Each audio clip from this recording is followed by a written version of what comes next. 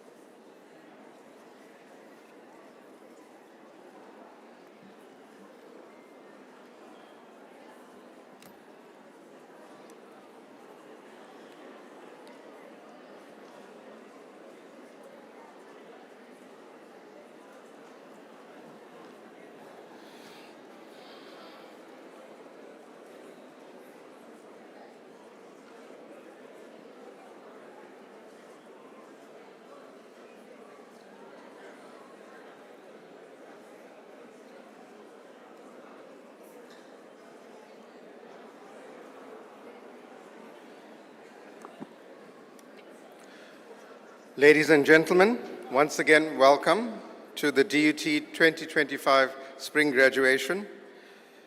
The academic procession is ready to enter the hall and proceed onto the stage.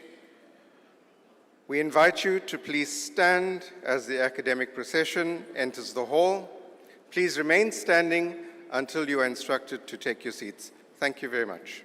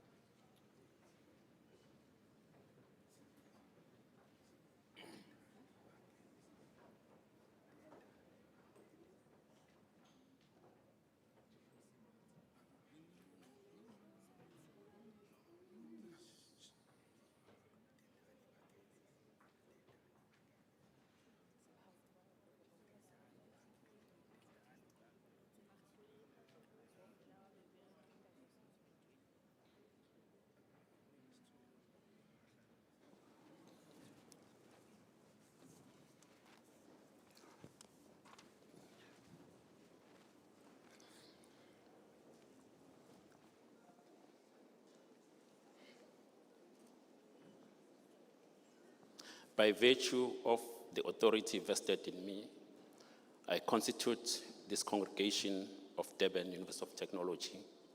The congregation is invited to sit.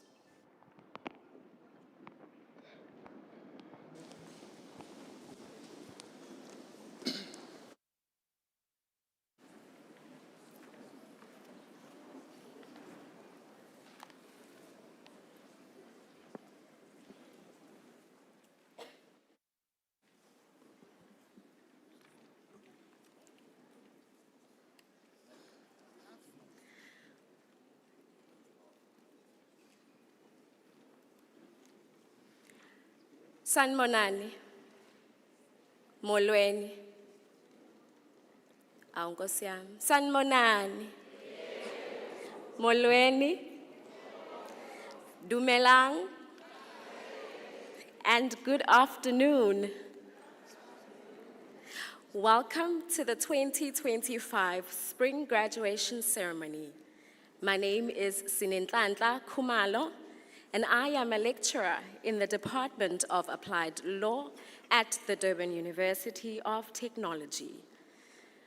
I would like to acknowledge and welcome the Vice-Chancellor and Principal, Professor Thandwa Mthembu, in his absentia, the Deputy Vice-Chancellor, Teaching and Learning, Professor Gumede, who will be presiding over this ceremony, the Chairperson of Council and members of DUT Council, President of Convocation, members of Convex and our broader alumni, members of the executive and senior management teams, members of faculty and my colleagues from the administration and support services at DUT, internal stakeholder leaders from the institutional forum and our unions, the President of SRC, members of the SRC and Student Parliament, all protocols observed.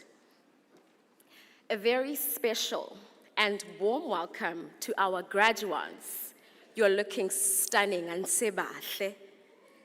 Their parents and guardians, family and friends, supporters and funders, and welcome to you, our honored guests, those assembled in the hall today, and those watching this ceremony online. It is an absolute honor to be with you today as we celebrate excellence and applaud our adaptive graduates for their academic achievements. Ladies and gentlemen, the DUT Envision 2030 strategy, which was launched by our Vice Chancellor and Principal in 2020, is continuing to have a meaningful impact on our university. We are very grateful and extremely proud of our students and staff who consistently live the values and principles as enshrined in the DUT Envision 2030 strategy. Honored guests, a total number of 940 adaptive graduates will walk the red carpet as we host 4 graduation ceremony over 2 days here in Durban. Therefore, in 2025, DUT has produced a total of 8,270 adaptive graduates. This spring, ladies and gentlemen, 59% of our adaptive graduates are women, which means that the ladies are continuing to maintain their streak of dominating the graduate list. Ngakho-ke we're saying, phambili mbokodo. Let us give our ladies a huge round of applause, ladies and gentlemen.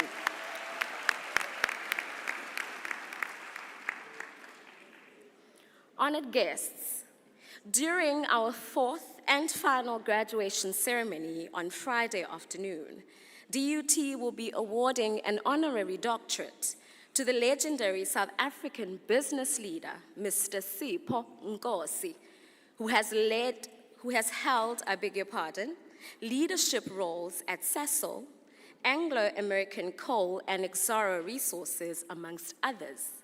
We are immensely honored to welcome Mr. Nkosi into the DUT family.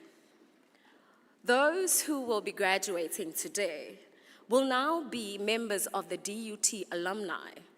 I hope you will become active members of the convocation and that you will engage with our team from the Advancement and Alumni Relations Unit. In a short while, honored guests, we will invite our graduates on stage. But first, to elevate the celebration with the power of song, it is my absolute pleasure to introduce to you a choir whose harmonies are as impressive as the degrees we'll be conferring, as well as the diplomas we will be awarding today. Ladies and gentlemen, please be prepared to be moved by the incredible, the award-winning DUT Chorale.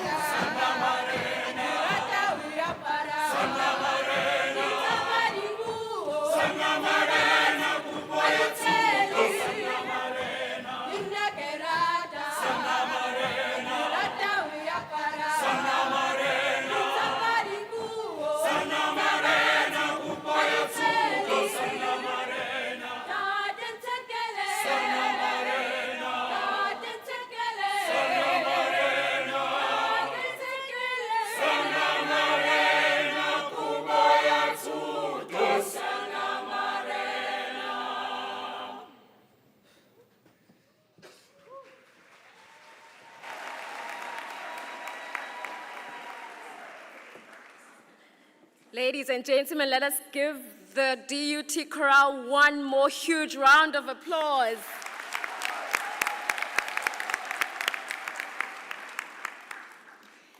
Thank you for gifting us with such a breathtaking performance. Your harmonies were a perfect soundtrack to this moment of triumph, elevating our spirits and beautifully underscoring the significance of today. Ladies and gentlemen, if at any point during the ceremony you feel unwell, please do alert one of our ushers or any member of our security team. We will get you the medical assistance you require. We do have paramedics on standby should the need arise. I also would like to urge you to please be respectful and stay for the entire duration of the graduation ceremony. And a special note to our graduates, as you walk onto the stage, please maintain the dignity and the decorum of the graduation ceremony. Resist the temptation to perform on stage.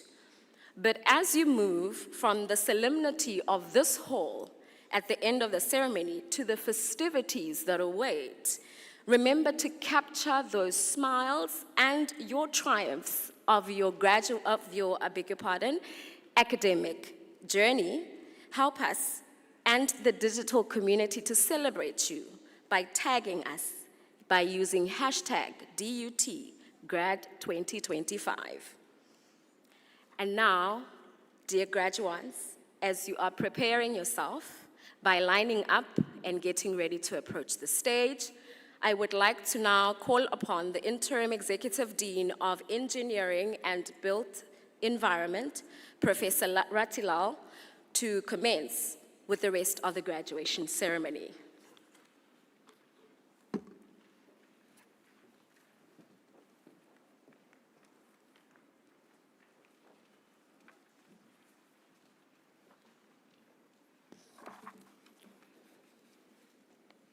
Deputy Vice-Chancellor, I have the honor to request you to confer degrees and award diplomas on the graduates from the Faculty of Engineering and the Built Environment who will be presented to you and in absentia to those whose names appear on the program. By virtue of the authority vested in me, I confer degrees and award diplomas.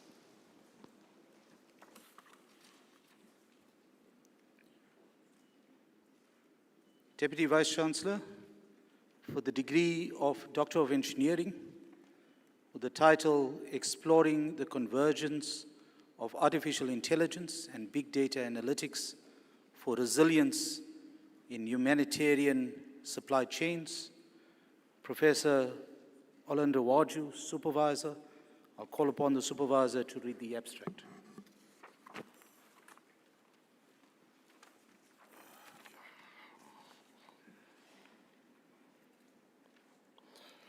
The growing frequency and intensity of humanitarian emergencies have called for more resilient and effective humanitarian supply chains, HSC, while artificial intelligence and big data analytics integration are promising for strengthening HSC. Their use in humanitarian emergencies is currently limited and under-researched.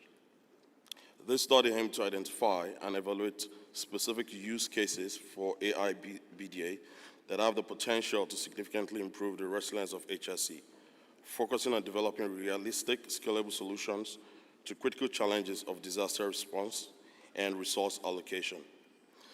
Based on a positivist paradigm and explanatory research design, the study collected and processed data from an online survey of 200 supply chain managers from Ghana and South African humanitarian organizations using descriptive statistics, exploratory factor analysis, and regression analysis. The results showed 4 AIBDA techniques in HSE: time series forecasting, early warning systems, logistics optimization, and real-time monitoring. Regression results demonstrated a positive and significant relationship between AIBDA implementation and the resilience of HSE, where AIBDA accounted for 93.4% of the resilience variance. Yet, the effect was relatively low in magnitude, suggesting that the full potential of these technologies remain unrealized. The study recommends a holistic AIBDA approach that aligns with humanitarian principles, emphasizing ethical use and personnel capacity building through training. The output: 4 published journals, 2 under review, 3 conference papers, 3 under review, and 1 book chapter.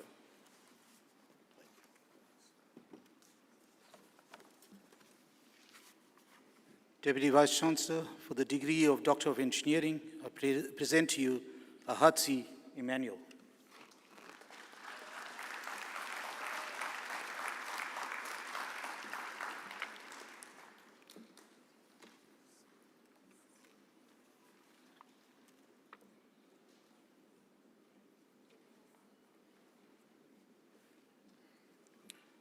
For the degree of Doctor of Engineering, with the title, A Novel Environmental Framework for Cleaner Cement Production in a Cement Plant, supervised by Prof. Orlando Waju.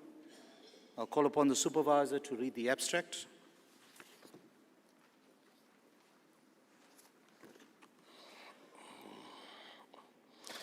According to Intergovernmental Panel on Climate Change, IPCC, assessments, achieving the Paris Agreement targets requires global net zero carbon dioxide emissions by 2050 for 1.5 degrees, centigrade degrees, and by 2070 for 2-degree warming limits. Cement production, vital to infrastructure, is a major greenhouse gas emitter, particularly in South Africa, where research is limited. This study develops a novel environmental framework for cleaner cement production, comprising 1, environmental impact assessment, 2, material substitution strategies, 3, optimized production model, and 4, validated cleaner production system. Now, a cradle-to-gate life cycle assessment of 1 kilogram South African cement revealed 0.993 kilogram per carbon dioxide emission, equivalent emission, alongside toxicity, resource scarcity, and projected ecological and economic losses. A 2-step supplementary cementitious materials valorization framework screened 27 industrial wastes with evaluation based on distance from average solution, base ranking identifying fly ash, ground granulated blast furnace slag, silica fume, calcined clay, methacholine as top options. Fly ash being most suitable. A mixed integer linear programming model optimized cleaner substitution, 30 to 40% fly ash, cutting carbon dioxide by 33%, and energy by 19.8%. LCA showed 80% of impact categories improved, with global warming potential and terrestrial ecotoxicity reduced by 41% and 38% respectively. Though slight increases in certain heavy metals were noted. Integrated LCA, SCM screening, MCDM, and MILP optimization, the framework delivers evidence-based strategies to reduce cement environmental footprint and align industry with sustainability goals. The output: 13 journals, 3 under review, 3 conference papers, and 1 book chapter.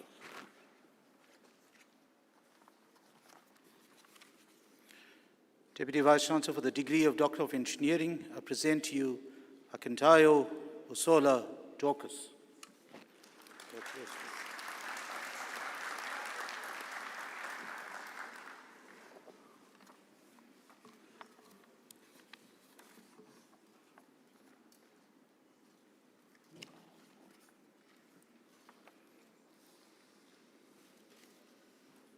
for the degree of Doctor of Engineering with the title Geotechnical Properties of the Cairnzoic Calcareinities in KwaZulu-Natal, South Africa, supervised by Prof. Walker, Prof. Green, and Dr. Hasty. I'll ask the supervisor to read the abstract.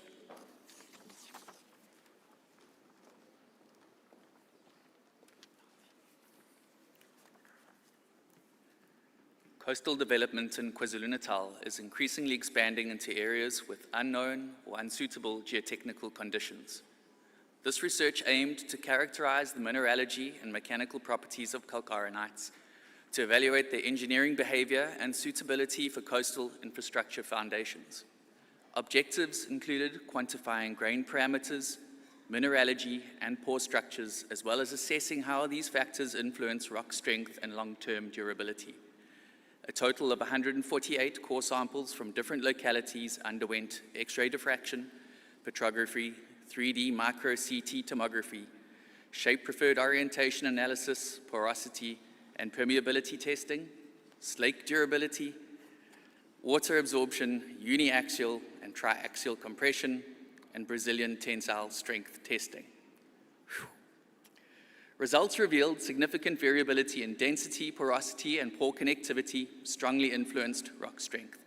Uniaxial compressive strength ranged from 17.84 to 287.35 megapascals, with tensile strength from 2.56 to 12.4 megapascals, and triaxial strength from 86.1 to 371.85 megapascals.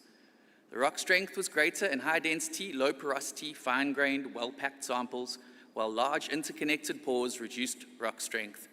Anisotropy was evident, with higher UCS values under loading environments.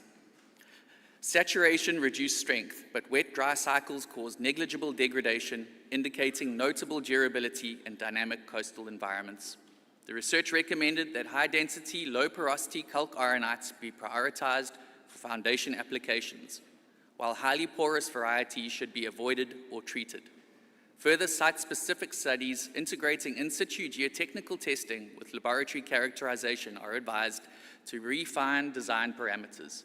This study provided the first quantitative assessment of KZN calcarenites' structural and physical characteristics.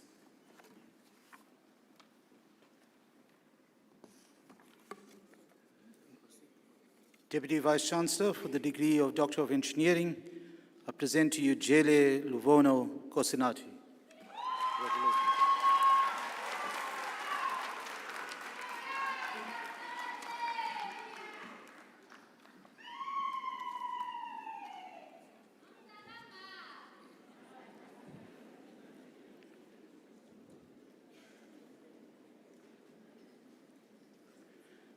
Deputy Vice-Chancellor, for the degree of Doctor of Engineering, with the title Development of an Adaptive Protective Scheme for Compensated Transmission Network with High-Level Penetration of Renewable Energy Sources, supervised by Prof. Akindeji and Prof. Malloy.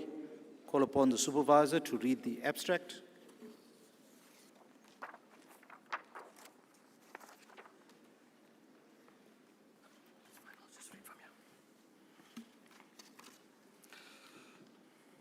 This doctoral research tackles one of South Africa's greatest challenges, ensuring reliable and sustainable electricity for all in line with the United Nations Sustainable Development Goal 7. While renewable energy sources like wind and solar are growing, their contribution to national grid remains modest, and the gap between energy supply and demand continues to widen. This study explores how machine learning can improve protection and stability of modern power networks, especially those using advanced transmission techniques and renewable energy. By testing machine learning algorithms, the research identified the support vector machine as the most accurate and reliable, in achieving an impressive 99.2% accuracy in detecting and classifying faults. This work not only advances the field of renewable energy integration, but also made a strong academic impact, producing 1 article in a prestigious Q1 journal and 4 conference papers indexed in the IEEE Explore Library.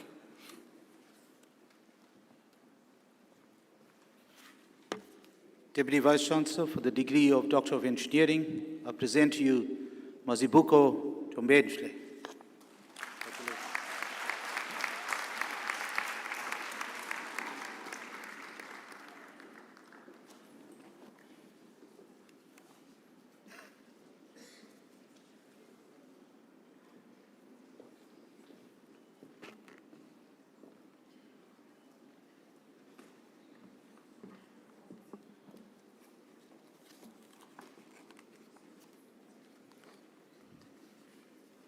For the degree of Doctor of Engineering with the title An Integrated Troubleshooting System for Project Evaluation and Improvement, Application of Lean Principles, supervised by Prof. Orlando Waju.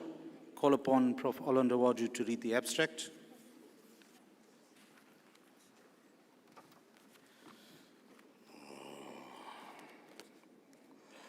This research explores how total quality management, total productive maintenance systems, and lean manufacturing can be integrated into problem-solving models to enhance productivity and compliance with updated integrated management system, specifically ISO 9001 and ISO 45001. Traditional models for addressing quality non-conformances, safety incidents, and process engineering breakdowns focus on corrective and preventive actions, but often overlook the opportunity for improvement that arises from problem occurrences. The study identifies this gap and proposes a model combining lean principles, risk assessment, and continual improvement strategies. Using methodologies such as DMAC, 8 types of waste, Ishikawa diagrams, 5 whys, and risk analysis, the research evaluates Kaizen projects derived from safety, quality, and engineering faults. The model follows with the DMAC stages, defining non-conformance, measuring severity, analyzing causes, implementing improvements, and controlling processes while aligning with IMS requirements. Applied in a case study company, the proposed approach not only improved troubleshooting accuracy, but also generated innovative, future-oriented projects based on identified opportunities.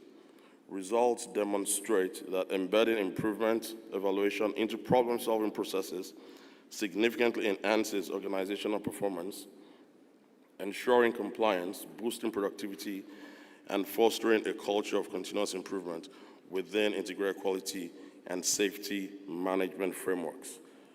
The candidate produced 2 journal outputs, 2 under review, 1 conference, and 1 still under review.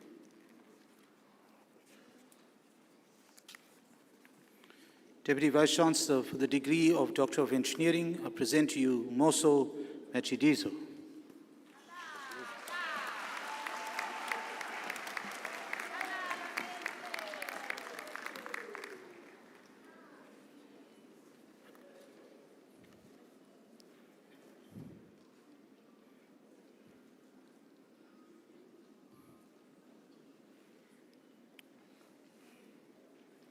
For the degree of Doctor of Engineering, with the title An Investigation into the Effect of Spark Plasma Sintering Process on Atomic Diffusion in TIMO and MOC Systems, supervised by Prof. Walker and Dr. Mbishlele.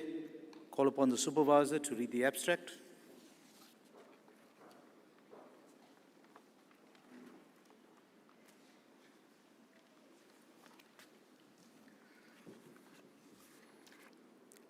An investigation into the enhancement of atomic diffusion in titanium and in molybdenum carbon alloy systems under the influence of electric spark plasma sintering was investigated.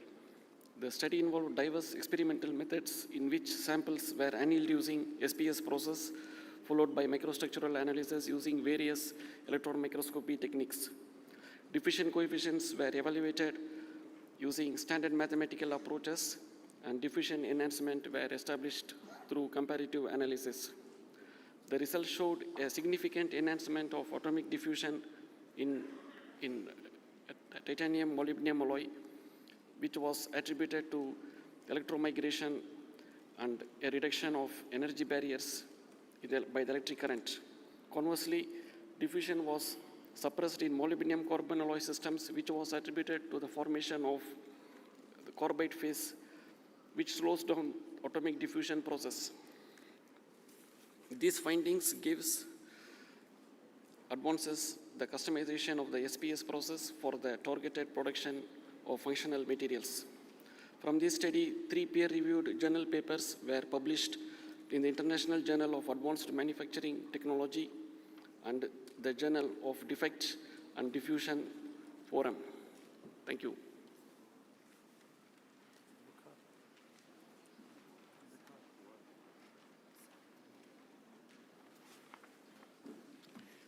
Deputy Vice-Chancellor for the degree of Doctor of Engineering, I present to you Mwaro William Baya.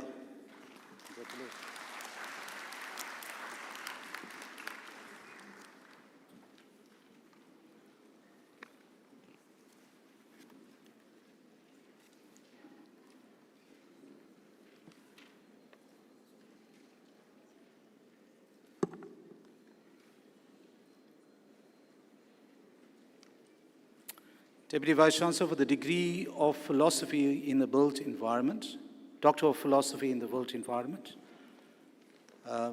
with the title Optimization Model for Retrofitting Existing Educational Buildings in South Africa, supervised by Prof. Mewomo and Dr. Atuwumi. I call upon the supervisor to read the abstract.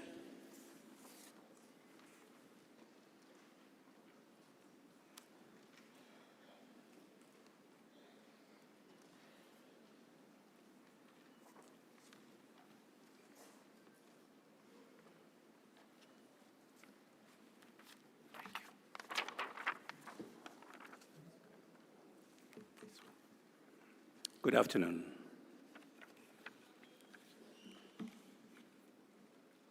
The building sector accounts for over 35% of global energy consumption and nearly 40% of carbon emission, with South Africa building contributing about 40% of final energy demand. Retrofitting provides opportunities to cut energy use while improving thermal comfort, yet little research has examined educational facilities in local climate context. This study developed a simulation-based multi-objective optimization model for retrofitting educational buildings in Pietermaritzburg, guided by a pragmatic philosophy, IoT-based monitoring and survey data were combined with statistical analysis, regression, and then PLS, and structural equation modeling. Findings reveal that 23% of 30 barriers and 15 of 20 drivers significantly influence retrofitting adoption. Thermal comfort modeling showed neutral temperature of 26 degrees in summer and 24.2 degrees in winter, with energy savings of 21% and losses of 42%, respectively. Optimal retrofitting measures included a 0.1 meter wall insulation, a 0.08 meter roof insulation, and double glazing. Results promote climate resilient retrofitting aligned with SDGs 11, 13, and 3, with output including conferences and book chapters. The study was funded by National Research Foundation with this number. Thank you so much.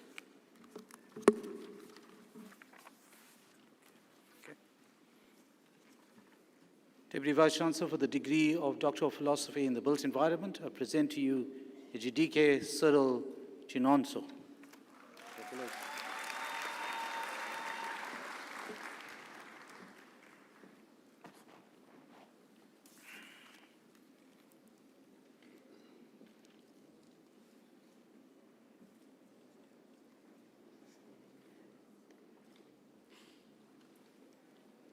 Deputy Vice-Chancellor for the degree of Doctor of Engineering with the title Production of Electricity from Industrial Wastewater Treatment using a double-chamber microbial fuel cell, supervised by Prof. Chetty and Prof. Bakare. Call upon the supervisor to read the abstract.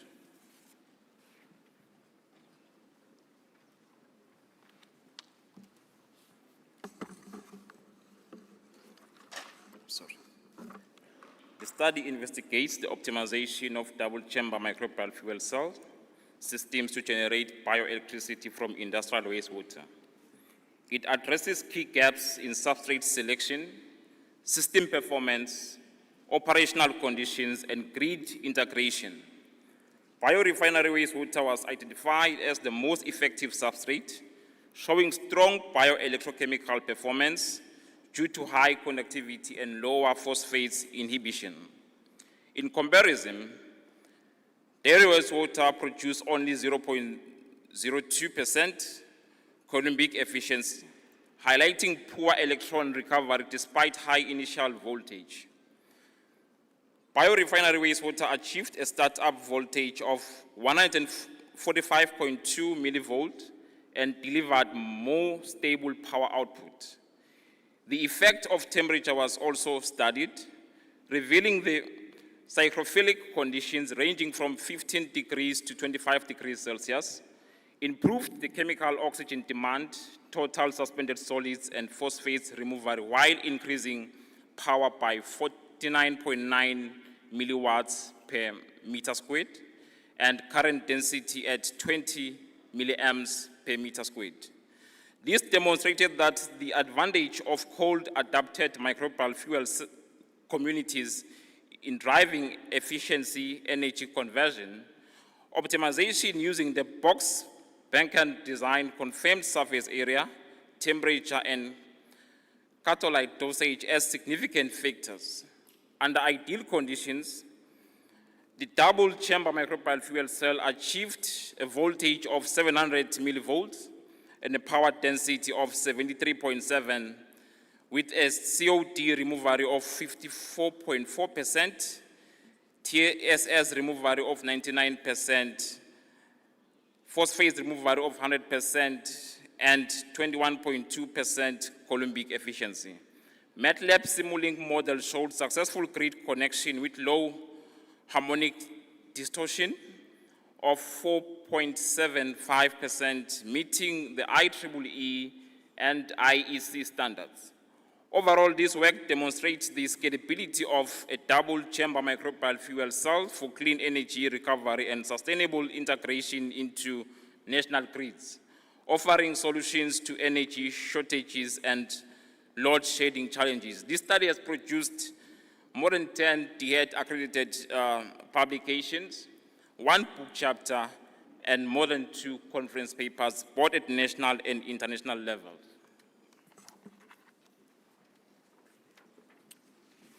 Deputy Vice-Chancellor for the degree of Doctor of Engineering, I present to you Shabangu Kaya Perlman.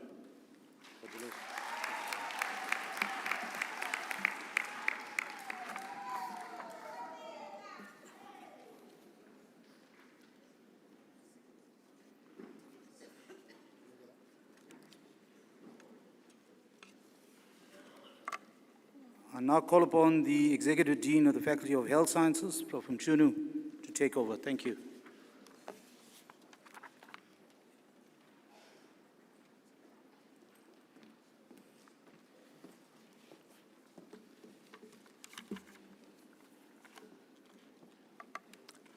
Deputy Vice-Chancellor, I have the honor to request you to confer degrees and award diplomas on the graduates from the Faculty of Health Sciences who will be presented to you and in absentia to those whose names appear on the program.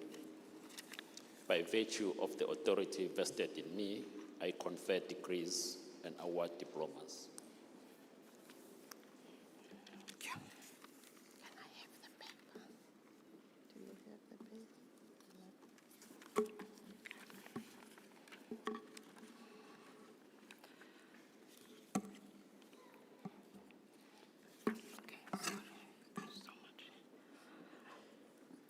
The title of the thesis is Clinical Transition of Graduate Paramedics from the Dependent to Independent Practice, a critical participatory action study.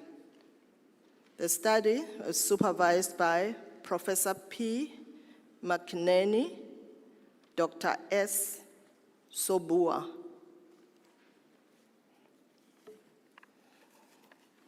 I will call upon Dr. Sobua to read the abstract.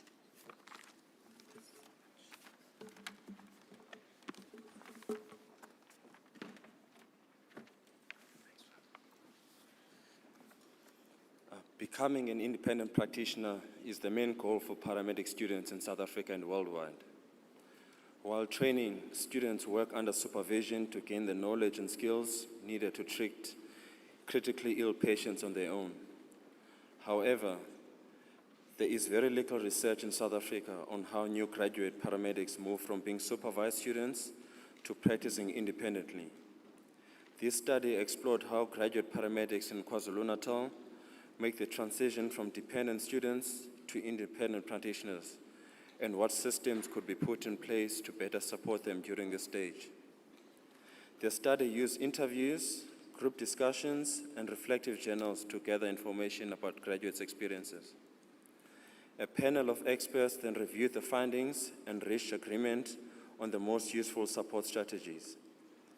The study found 3 main areas that affect the transition: adapting to independent practice, relationships between employers and employees, and ensuring safe, quality care. Experts agreed on 8 key measures to support graduates: an internship period, workplace mentors, adjustments to the university program, workplace retention or orientations, case review sessions, access to clinical advice, leadership and management training, and emotional support services. The move from student to professional is an important and challenging phase for graduate paramedics. This study shows that the South African emergency medical services need consistent systems to guide and support new practitioners. It also highlights the importance of professional bodies developing clear policies to strengthen this transition and ensure safe, high-quality care for patients.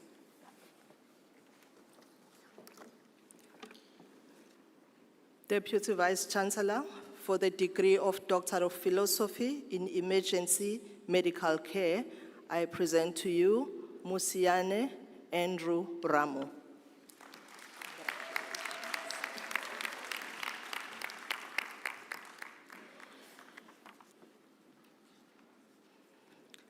Deputy Vice-Chancellor, for the degree of Doctor of Philosophy in Health Sciences. The study title is The Effects and Modifiers of Experienced Stigma Among People Living with Drug-Resistant Tuberculosis in Lagos, in Nigeria. The study was supervised by Professor F. Hafeji, Prof. O. Daniel, and Prof. C.C. Jinabai. I will ask Prof. Hafeji to come and read the summary of the study.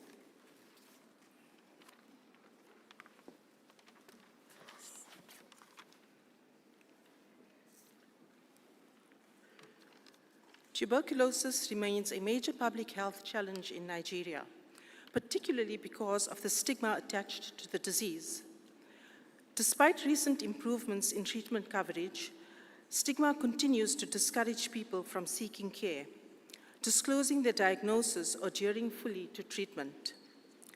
This study assessed the prevalence, effects, experiences, and modifiers of TB-related stigma amongst people with drug-resistant TB in Lagos, Nigeria. Findings revealed that stigma is widespread and has serious consequences for mental health, treatment adherence, resilience, temporal discounting, and overall quality of life. Many patients reported feelings of shame, isolation, anxiety, and depression, which were often worsened by negative attitudes from healthcare workers. Some participants described healthcare providers as dismissive and even disrespectful, which made them feel humiliated and even considered abandoning treatment. Social support emerged as an important protective factor, helping patients to cope better and stay on treatment. Resilience and the ability to focus on long-term health outcomes also improved adherence, but stigma remained a major barrier. The study concludes that reducing TB stigma in Nigeria requires community engagement, improved patient counseling, healthcare worker training, and supportive health policies that promote dignity, reduce discrimination, and strengthen confidence in TB care services. This work was presented at 2 international and 1 national conference. 4 peer-reviewed journal publications have emanated from this study, with a further 2 under review. Thank you.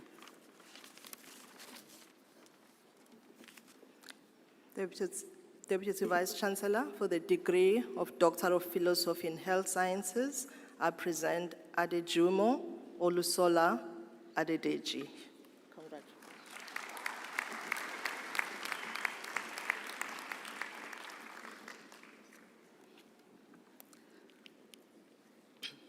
For the study titled, A Framework of Cooperative Approach Between Parents and Teachers in Reducing Violence Among High School Learners in Lamontville, eThekwini District in KwaZulu-Natal. The study was supervised by Professor J. Adam and Professor B. Pinkosi. I will ask Prof. Adam to come forward and read the summary.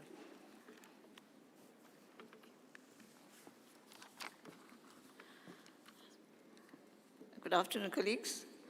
As you said, the title was known already. The aim of the study was to explore and describe violence amongst high school learners in order to develop a framework of cooperative approach between parents and teachers to reduce violence amongst high school learners and ultimately enhance the management of school violence at Lamontville Township in the eThekwini District in KwaZulu-Natal.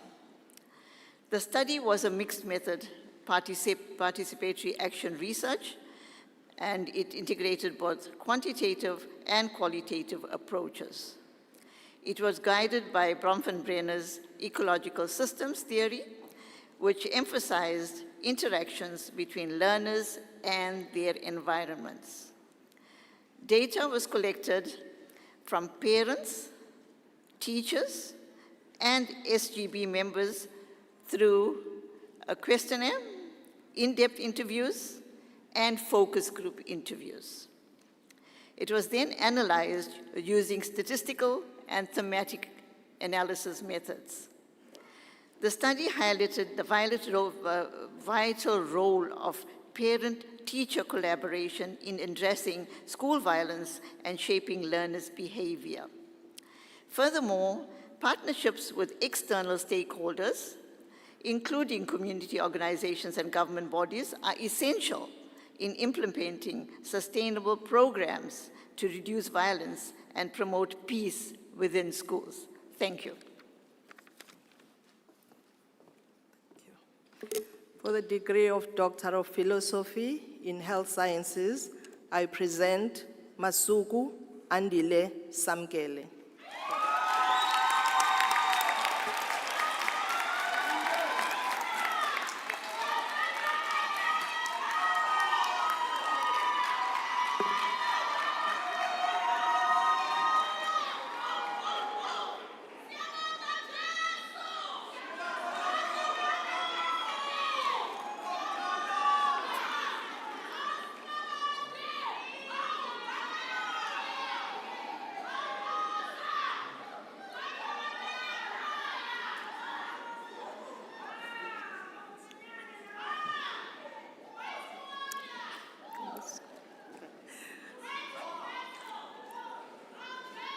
Well, the study titled Pan-African Analysis of Drug-Resistant Mycobacterium Tuberculosis Complex in Wastewater and the Associated Risk of Tuberculosis Infection.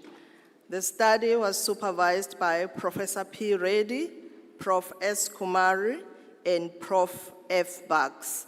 I will call upon Prof. S. Kumari to read the summary of the study.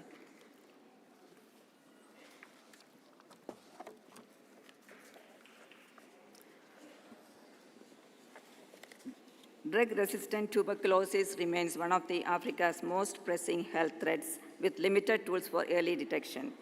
This study pioneered a pan-African wastewater-based epidemiology framework to monitor Mycobacterium tuberculosis complex and assess infection risk across 6 countries, including South Africa, Ghana, Nigeria, Kenya, Uganda, and Cameroon.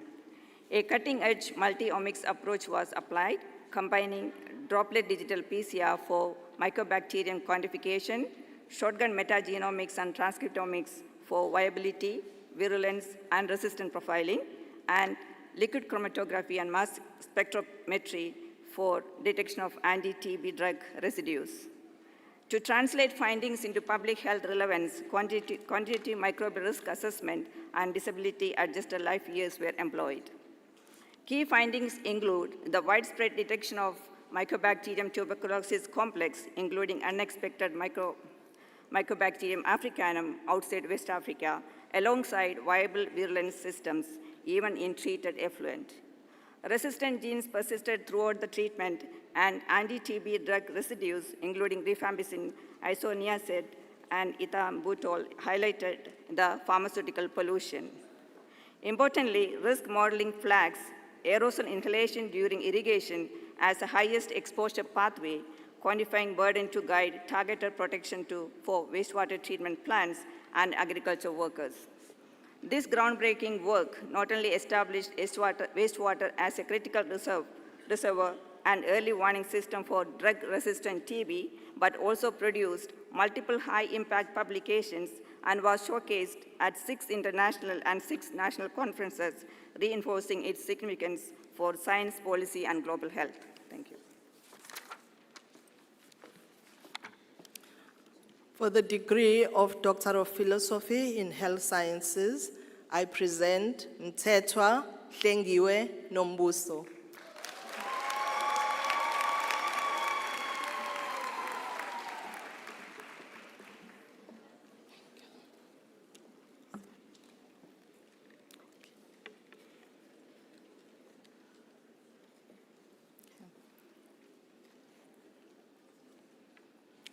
For the study titled Childhood Cancer Within a Family and Medical Context in eThekwini,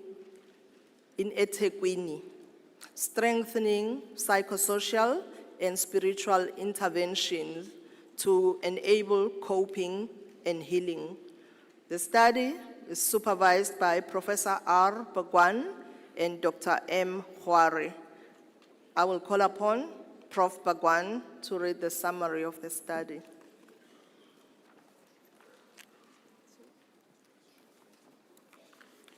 Whilst the landscape of childhood cancer has shifted dramatically, marked by a substantial increase in survival, very little is known about the harrowing journey to cancer survivorship. Using a case study design, the study sought to uncover the stories of pediatric cancer patients, to understand the difficult aspects of treatment, the adverse effects of existential uncertainty, and the paradoxical meaning and impact of this uncertainty for both children and their families alike. Using in-depth interviews with parents at a hospital in eThekwini, several prominent themes were captured, including the child's struggles with the latent effects of the disease, distress linked to painful treatment protocols, and the strength of psychosocial and spiritual support.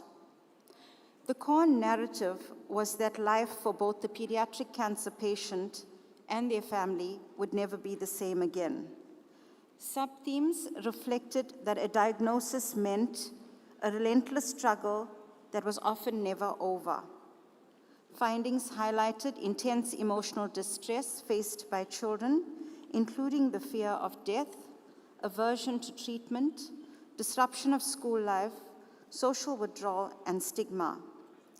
Families experienced parallel struggles such as financial strain, marital instability, and deep levels of fear. Whilst uncertainty caused distress, it also brought the appreciation for life, hope, optimism, and resilience. The study concluded that whilst medical treatment alone cannot unravel the complexities of recovery, faith, spirituality, and psychosocial support can revolutionize oncology care.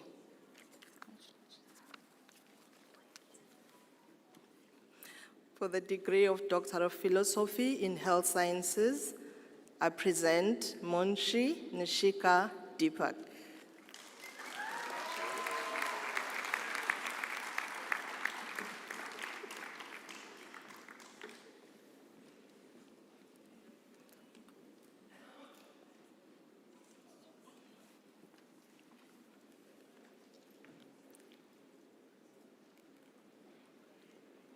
For the study titled Healthcare Practitioners Within the Milieu of COVID-19 Pandemic, a Holistic Response to Enable Wellness.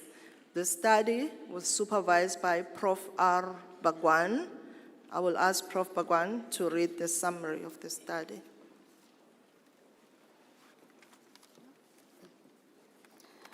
The COVID-19 pandemic crippled healthcare systems in Africa, which has one of the weakest systems globally. The health of practitioners within this milieu is intractably linked to the systems they are meant to uphold, but was ultimately compromised with the onslaught of the pandemic. This study, guided by a qualitative case study design within the Umgungundjluvu Health District of KwaZulu-Natal, sought to understand the experiences of doctors, nurses, and paramedics. It found an unprecedented level of trauma amongst those interviewed, interlinked to several foundational themes. Firstly, COVID-19 destabilized healthcare locally. Social isolation resulted in collateral damage. Practitioners had no immunity from long COVID, and very few mechanisms were available to ensure their wellness. The study exposed the fragility of the system, wherein workers scrambled to transform hospital spaces into isolation units and erect COVID-19 tents. Practitioners presented profound narratives of how COVID-19 eroded their own health, recounting stories from the other side of the hospital bed. They described difficult moments, being patients themselves and being ventilated in intensive care. Survivors inherited symptoms of long COVID with severe respiratory and cardiovascular issues. As their healing began, the study found a notable absence of interventions within the health system to support recovery. Through these affected voices and the voices of wellness experts, a holistic wellness program was developed focusing on mental health, peer support, and spiritual interventions.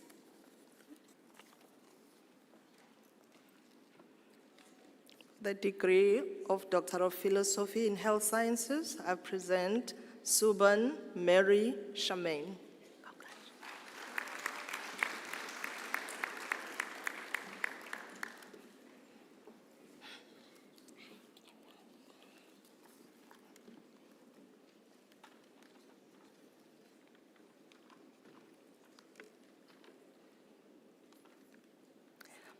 Deputy Vice Chancellor, for the degree of Doctor of Nursing, the study is titled Critical Evaluation of the Influence of Ideal Clinic Status on the Quality of Primary Healthcare Services Provision in eThekwini District, South Africa.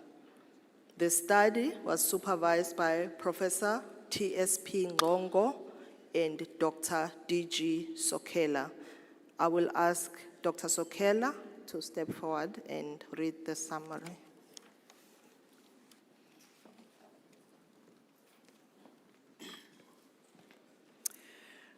Global quality reports note that billions of people will not gain from universal health coverage benefits unless the quality of healthcare improves.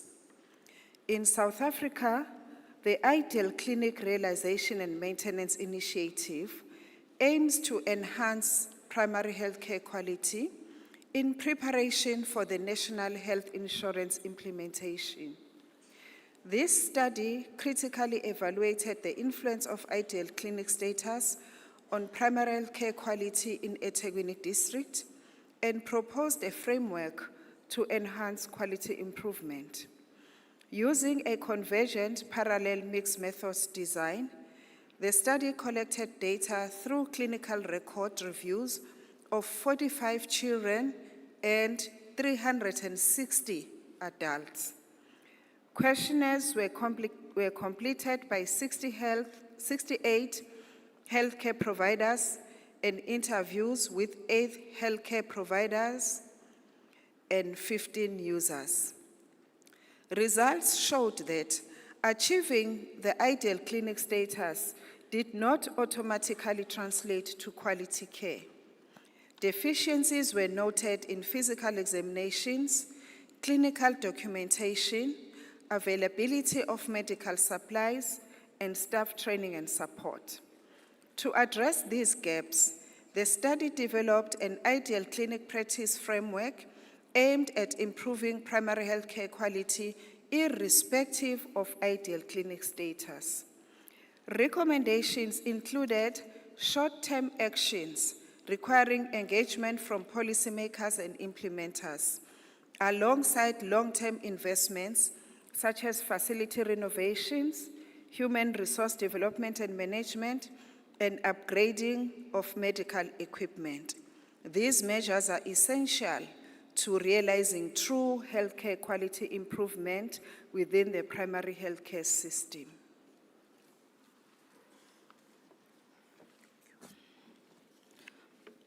For the degree of Doctor of Nursing, I present Mazibuko Domifuti Nora.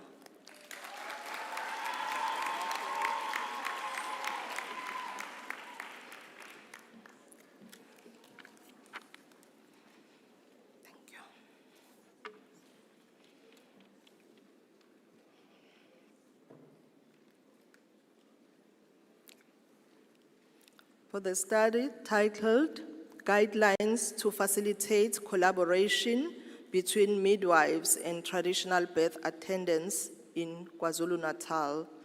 The study was supervised by Professor TSP Ngongo and Dr. DG Sokela. I will ask Dr. Sokela to come and read the summary of the study.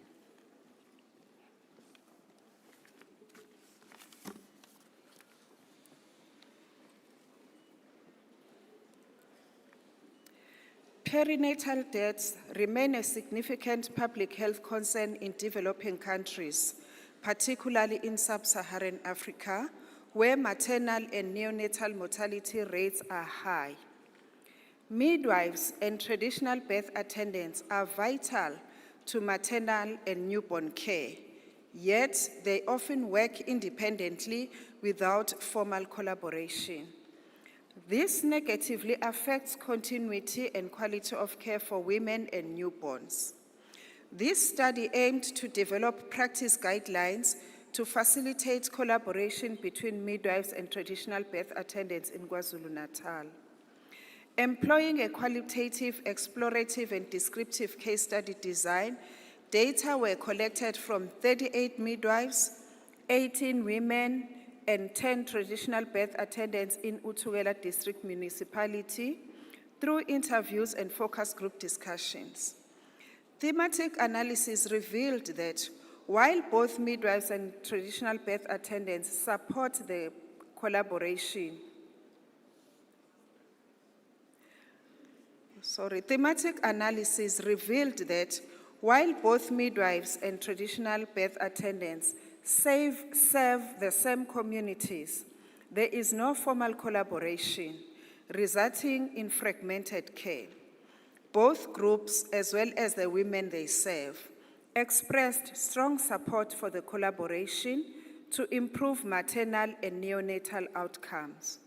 The study concluded that a formalized collaboration could foster shared vision, teamwork, and the exchange of best practices, ultimately improving health outcomes. The developed guidelines aim to bridge the gap between midwives and traditional birth attendants, promote community unity, and enhance maternal and neonatal health care. Policy revisions, joint training, and further research are recommended to support effective collaboration.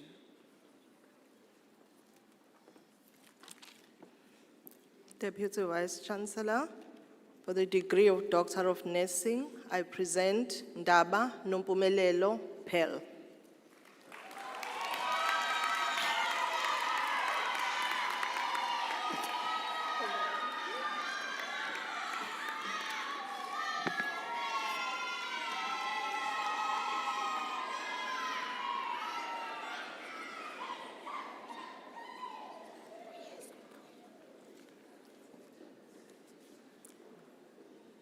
I now call upon the Executive Dean of the Faculty of Engineering and the Built Environment, Professor Rathilal.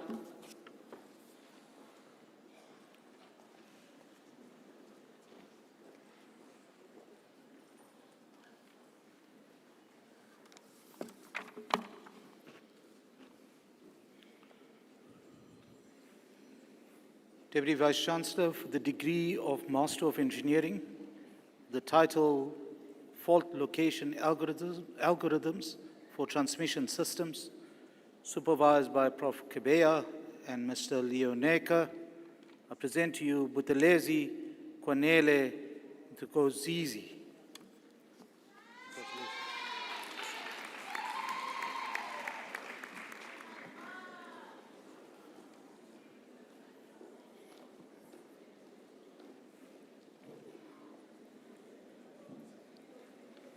The degree of Master of Engineering with the title Infinite Dilution Activity Coefficient Measurements for Styrene as Potential Solvent for Separation Processes, supervised by Dr. Ngema and Dr. Nkosi. I present to you Denisa Melusi.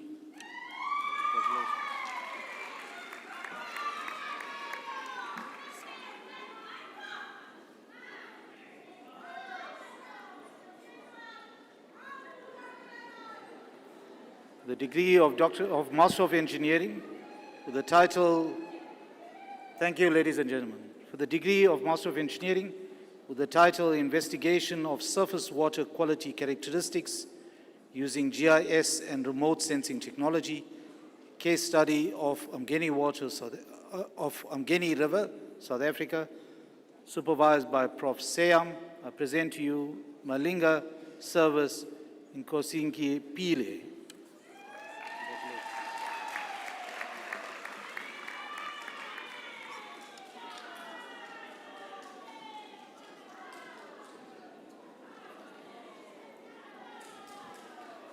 The degree of Master of Engineering with the title, The Application of Free and Immobilized Biocatalysts for Removal of Environmental Pollutants in Pulp and Paper Industrial Wastewater, supervised by Dr. Ngema and Dr. Makatini.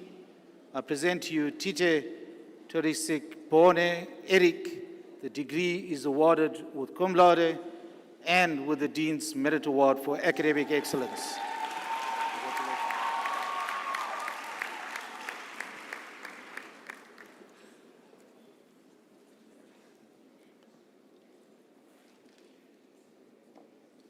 The degree of Master of Engineering with the title Integration of Renewable Energies into the Power Grid using Modern Power Electronics and Control Technologies, supervised by Prof. Ojo and Ms. Ntukushe.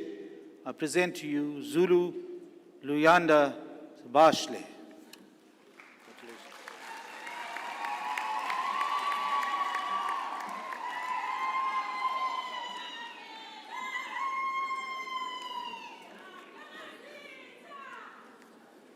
I'll call upon Prof. Mshunu, the Executive Dean of the Faculty of Health Sciences, to proceed.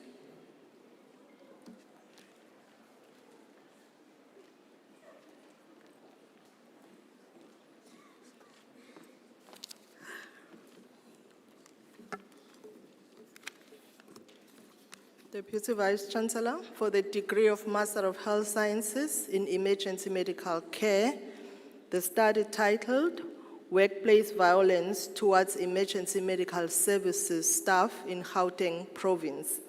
The study was supervised by Mr. S. Naguran and Dr. O. Arek Bauer. I present Mzimkulu Di Eketseng Aida.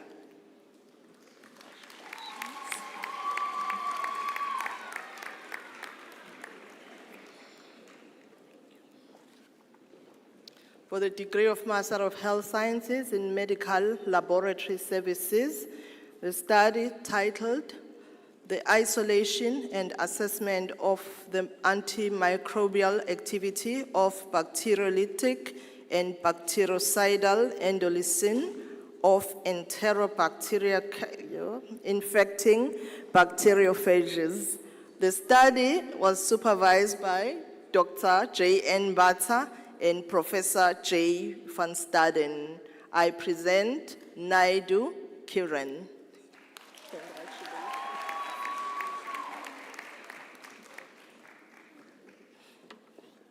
Thank you.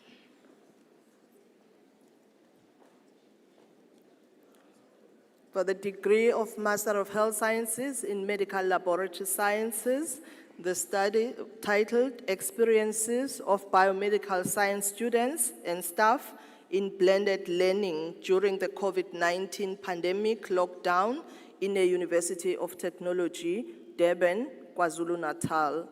Study supervised by Dr. P. Orton and Dr. J. N. Bata. I present Timbane Nonkululeko Protasia.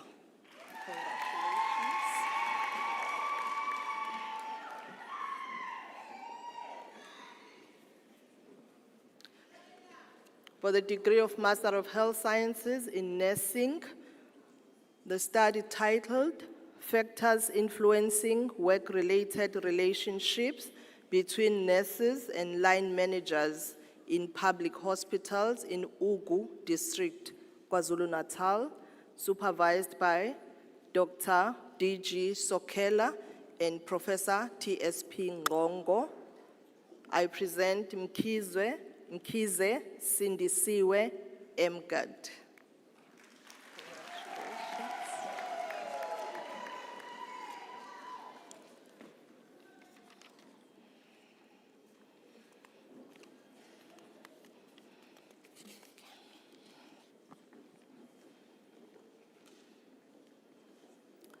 For the degree of Master of Health Sciences in Chiropractic, the dissertation titled A Systematic Review of the Effectiveness of Conservative Therapy in the Treatment and Management of Temporomandibular Joint Disorders, supervised by Professor P. McCarthy and Dr. Y. Thunder.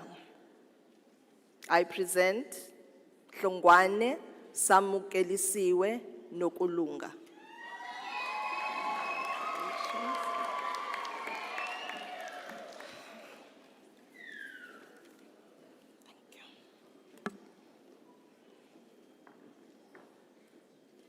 For the degree of Master of Health Sciences in Chiropractic, the title of the dissertation, The Understanding, Attitudes, and Perceptions of Chiropractic Master Students Regarding Professionalism, supervised by Professor B.P. Nkosi and Dr. L. Matsibula. I present Sithole Tembegile Zamajobe. Congratulations.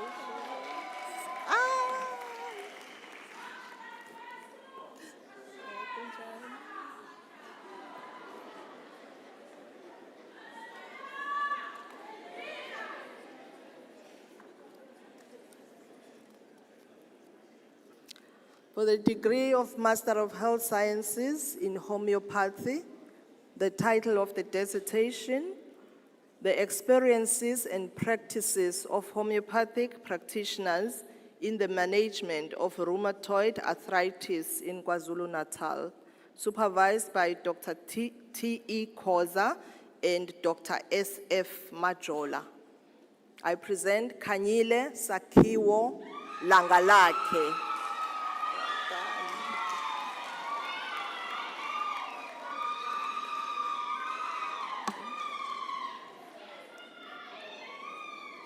For the degree of Master of Health Sciences in Homeopathy, the title of the dissertation, Perceptions of isiZulu-speaking homeopathic students and practitioners on the need to translate the homeopathic materia and medica in isiZulu in KwaZulu-Natal, supervised by Professor M.N. Sibiya and Dr. S.F. Majola. I present Msomi Sinenhlanhla.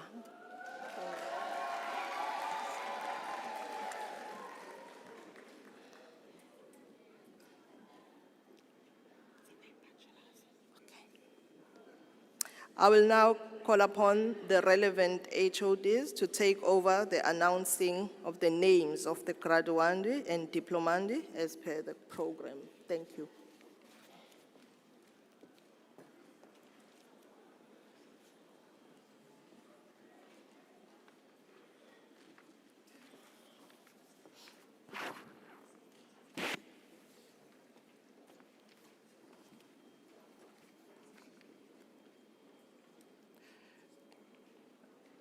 Faculty of Engineering and Built Environment, degree of Bachelor of Engineering Technology Honors in Chemical Engineering, Mngcango Sesuleke Siboniso.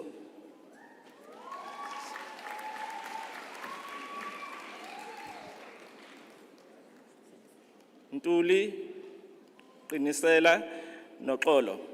Qinisile.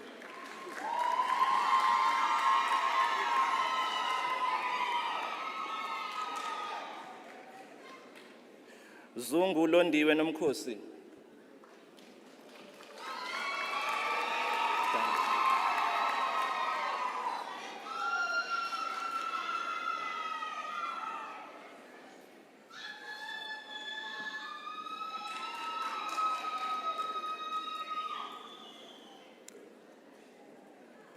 Deputy Vice Chancellor for the degree of Engineering Technology Honors in Civil Engineering, I present Kumete Patricia Bongiwe.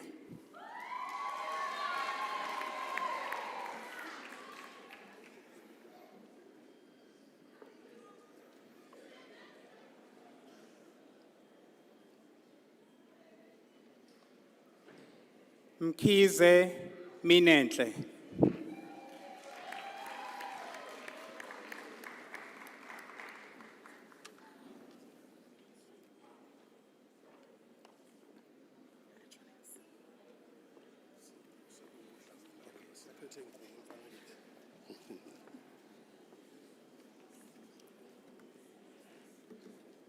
Vice Chancellor, I have the pleasure to present to you the graduates in the degree in Bachelor of Technology Engineering, Honors in Electronic Engineering. Dlamini Mkhonzeni Mnelisi.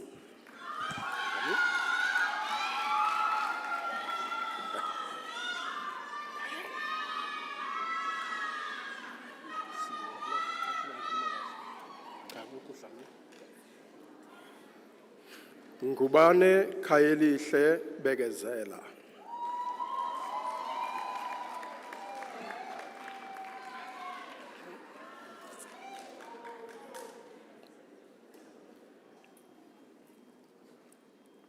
Ramnarain Kinan Ryan.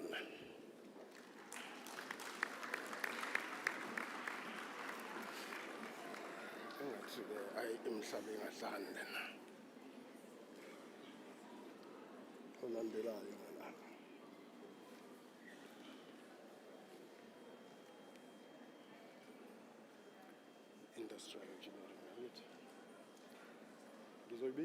Oh, okay. I've been given the honor to announce, Vice Chancellor Sir, the graduate in the degree honors in industrial engineering. The person involved is graduating with PhD today, Dr. Moso. It's Mbamali Nomkosi Olile.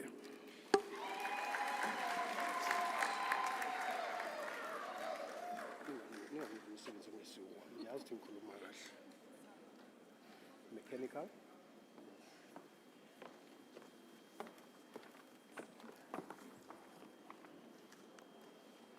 For the degree of Bachelor of Engineering Technology, honors in Mechanical Engineering, Duma Sianda.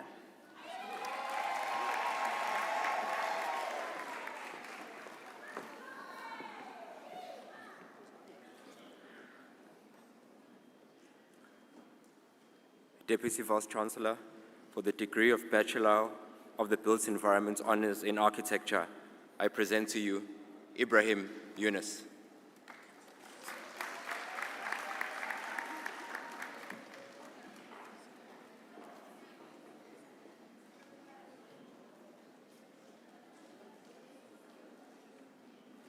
Enoch Daniel Ascendrin.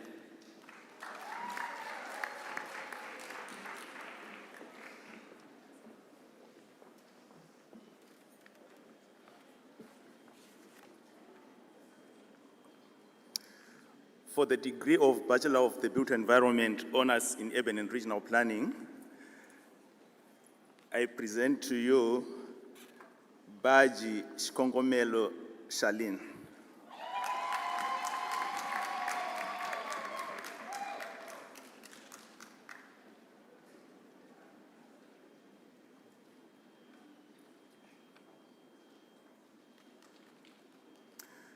Duve Sipesiche True Love Shandel.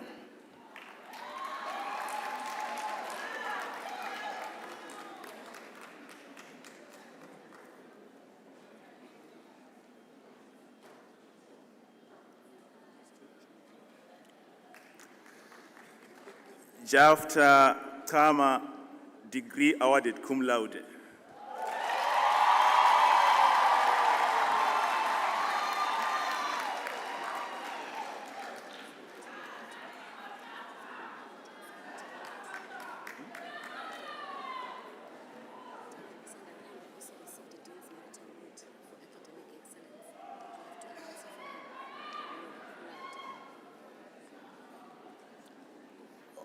All right, let me add for Kama. Kama receives Dean's Merit Award for Academic Excellence.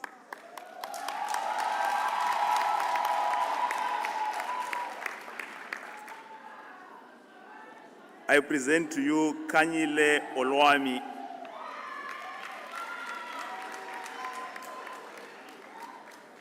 Thank you.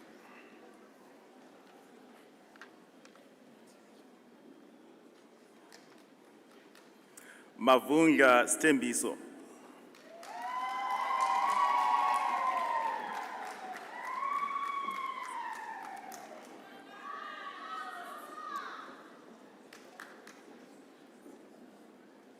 Mudunge Nondoveko Nonkanka.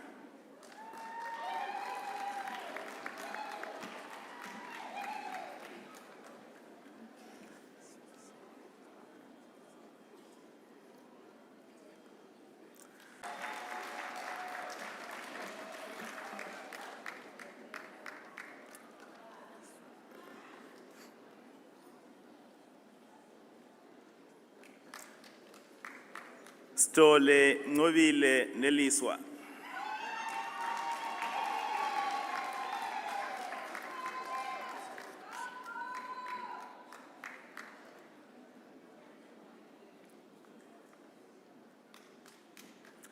Tembe Sponelo Senzo.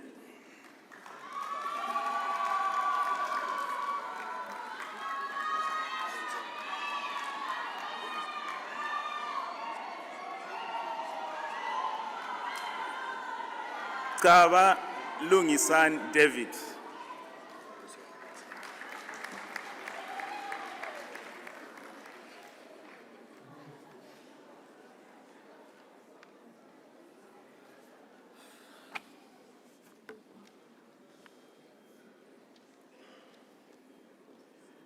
degree of Bachelor of Engineering Technology in Chemical Engineering, Gavenda Pranay Dayalan.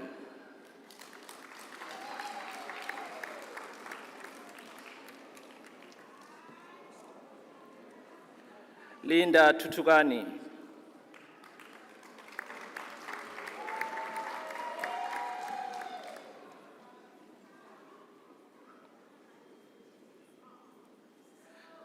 Mbata Lihle Ntlantle.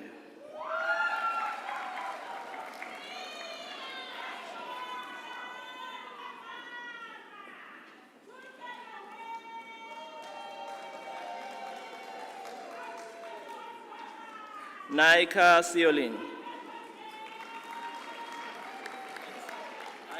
Hey, how about that? Nkosi Lungelo Sibonelo.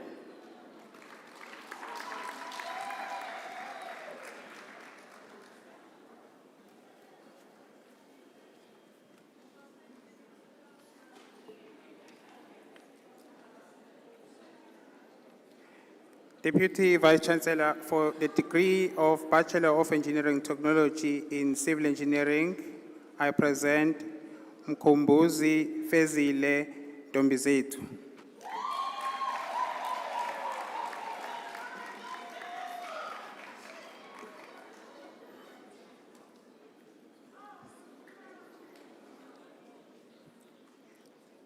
Reddy Kylen.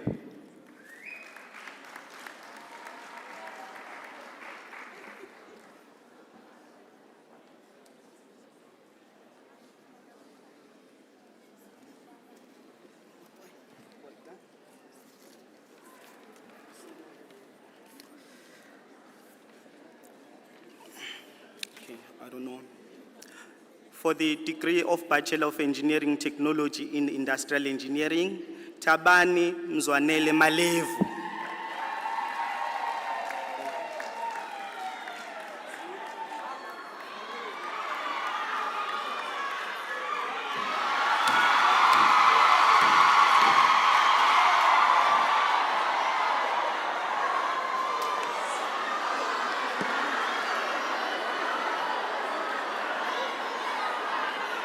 Thank you. Thank you. Thank you.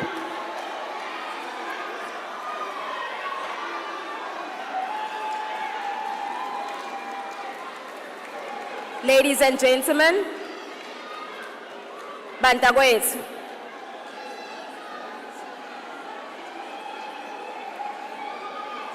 Honored guests,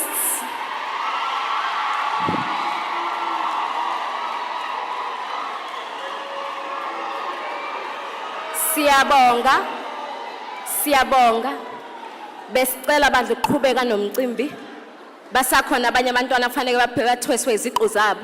Siyacela ukuba sibanikeze nabo inhlonipho. Honored guests, please may we decrease the level of noise and let us bring back the decorum and the dignity of the graduation ceremony. Thank you very much. For the degree of Bachelor of Engineering Technology in Mechanical Engineering, Dumso Linse Yoko.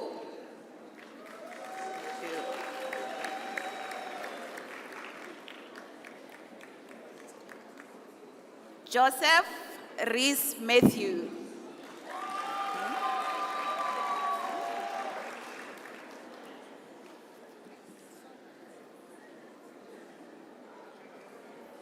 Mashele Shepard Olani.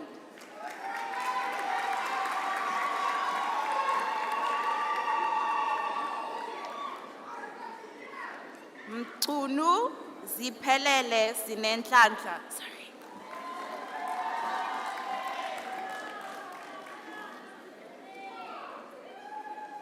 Mkhize Nontembiso Simbongile.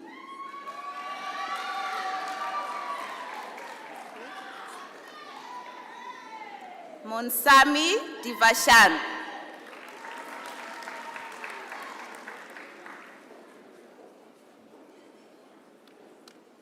Shange Mhlonishwa Mphikeleli.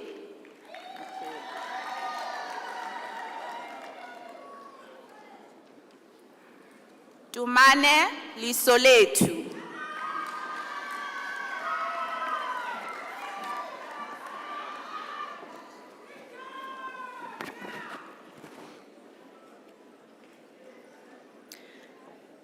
For the degree of Bachelor of Engineering Technology in Power Engineering, I present Buthelezi Mandisa Nomthandazo.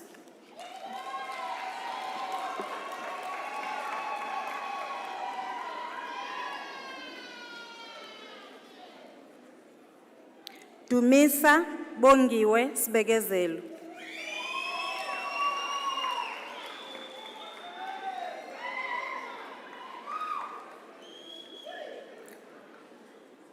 Donkyo Fezile.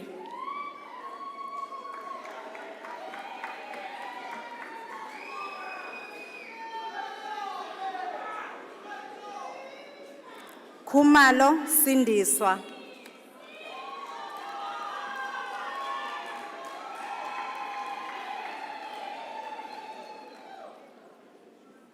Kuzwayo Bongokuhle Fezile Chris.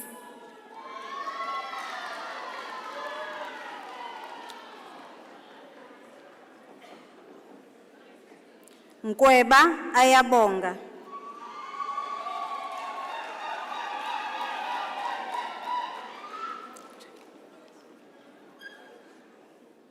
Zungu Mapelo.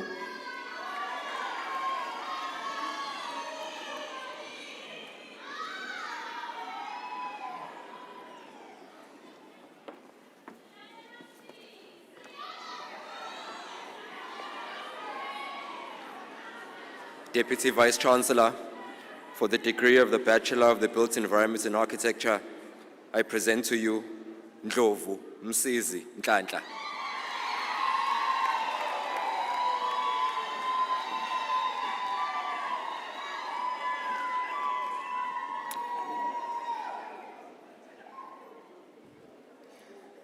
Ladies and gentlemen, for the degree Bachelor of Built Environment in Construction Studies, I present Nonkululeko Nomsa Gumede.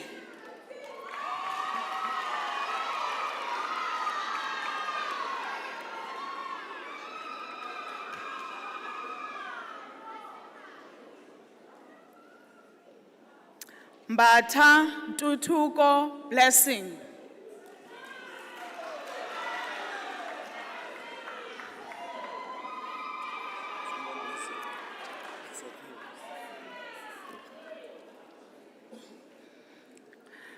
Mhlongo Ntokozo Nhlakanipho.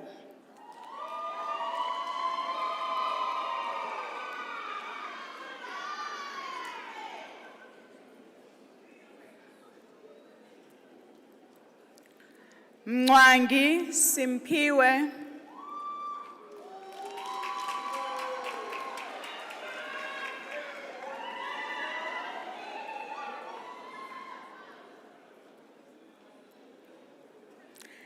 Kisimane Kumbulani.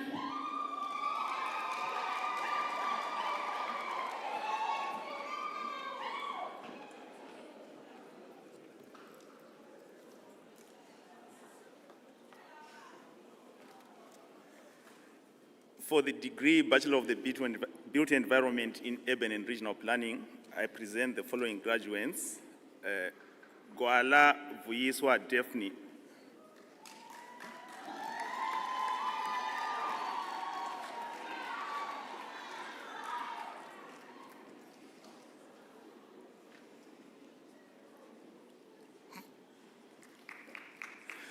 Ndwandwe Ndombizodwa Smanga.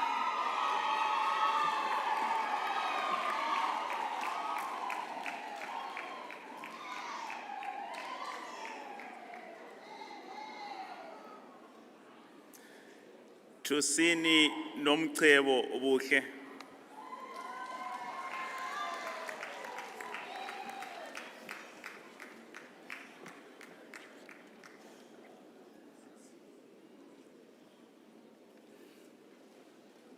Deputy Vice-Chancellor from the Faculty of Health Sciences and the degree Bachelor of Health Sciences in Clinical Technology, I present to you R.B. Amara.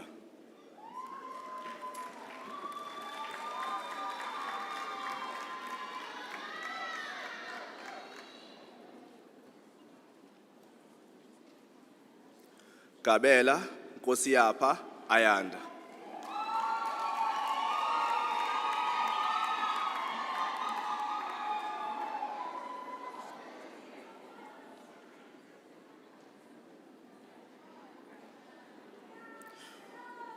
For the degree of Health Sciences,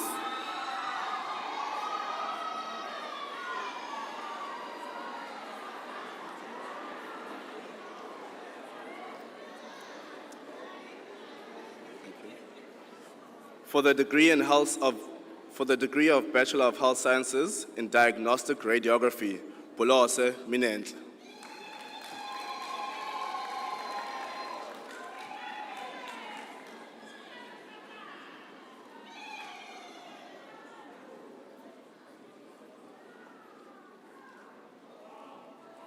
Bolose Olwethu.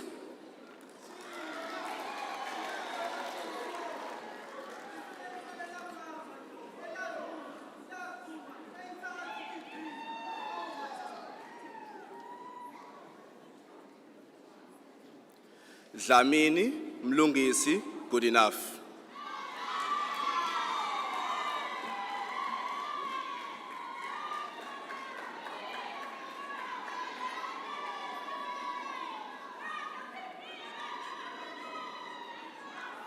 Dlamini Zemasiba Sithembele.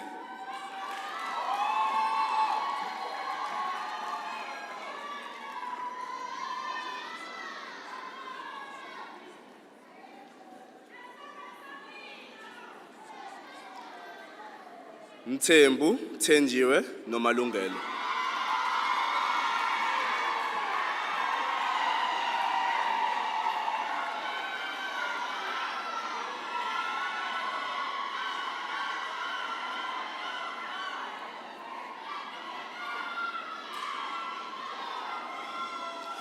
Parayachi Bianca.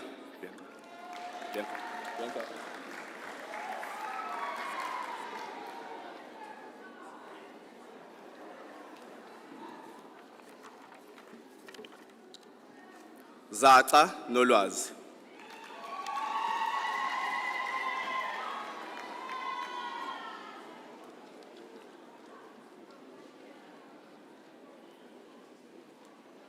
For the degree of Bachelor of Health Sciences in Environmental Health, Buyeni Buyisile.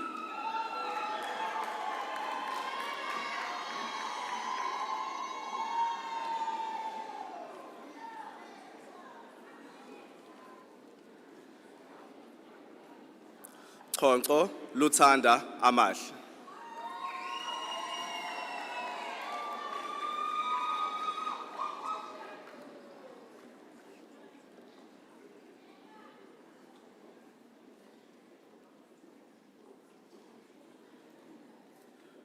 Makhanya Samgelo Thandokuhle.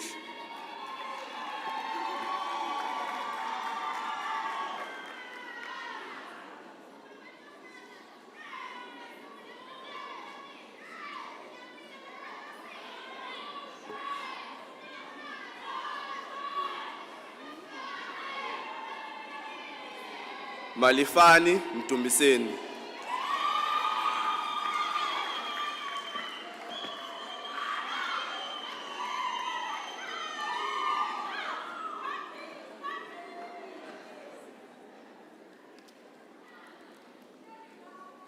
Mdebele Thobekile Ignatius.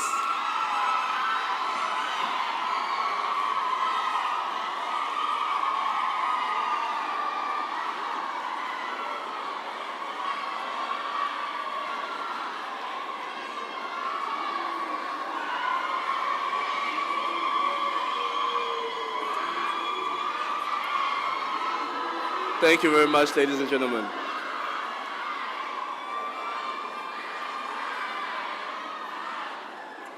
Thank you very much.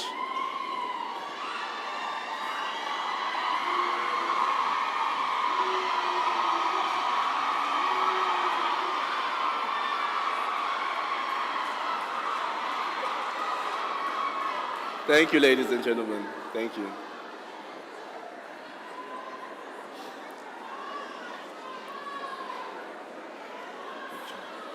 Ladies and gentlemen, I present to you Mthethwa Andiswa Olwethu.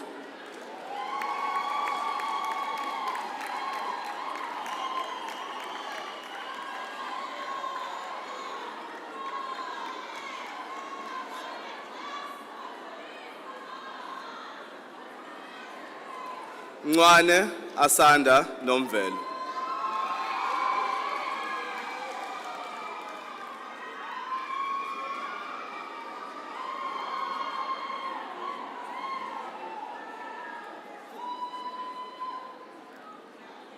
Nkosi Mzamo Thabiso.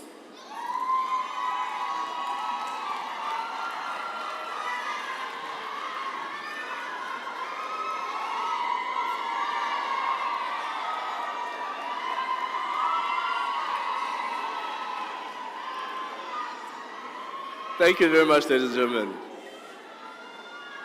For the degree of Bachelor of Health Sciences in Medical Orthotics and Prosthetics, Mthembu Lona Nyamego.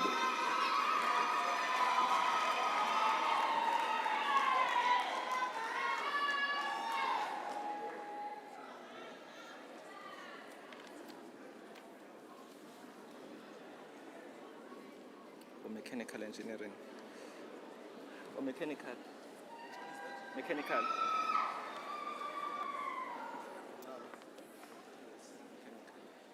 Mechanical.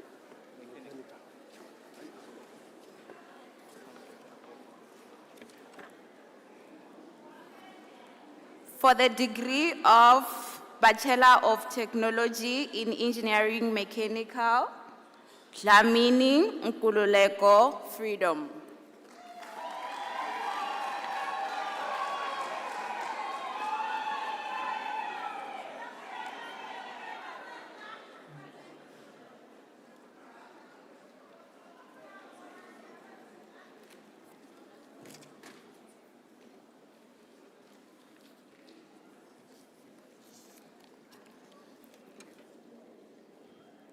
Deputy Vice Chancellor, for the Diploma in Engineering Technology in Civil Engineering, I present Kumete Thabiso Sandile.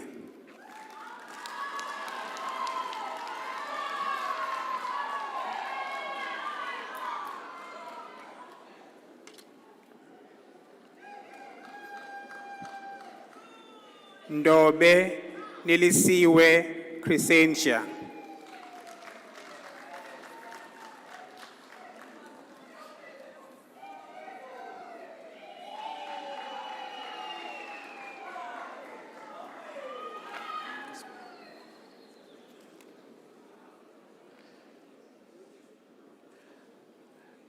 Diploma in Pulp and Paper Technology, Fagude Begitemba.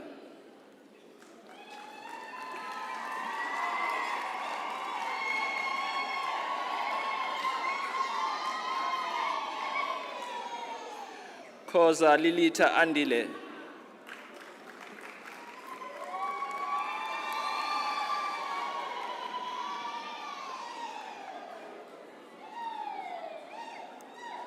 Mkwanazi Lindelo Abusani.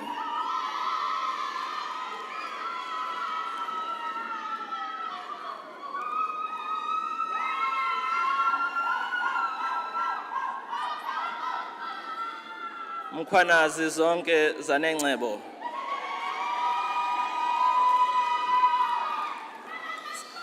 Sure.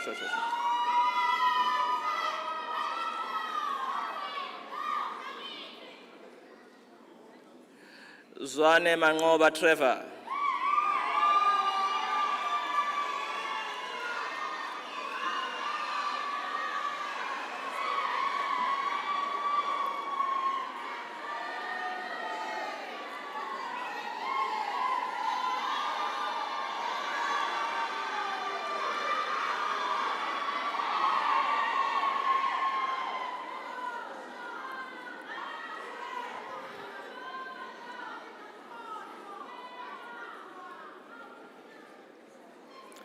Thank you. For the Diploma in Built Environment Construction Studies, I present Khele Amahle. Khele.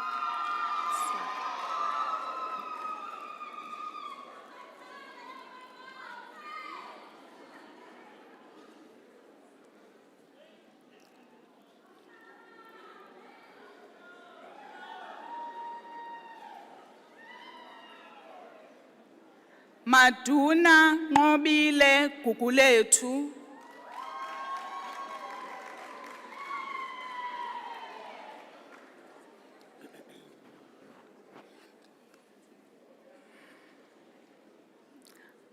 Majola Andile Asande.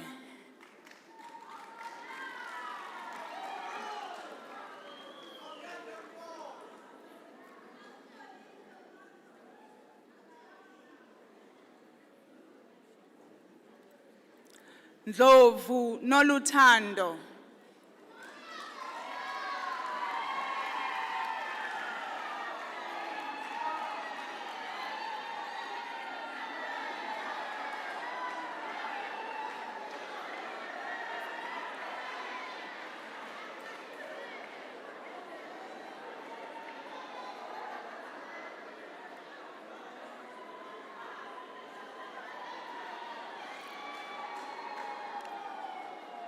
Thank you. Thank you. Nkosi Gugulethu Siphokazi.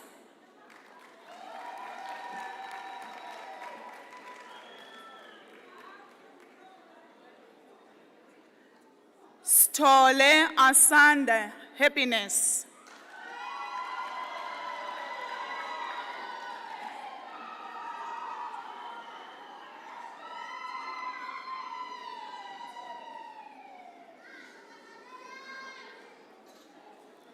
Sokhela Fisokuhle Nokwanda.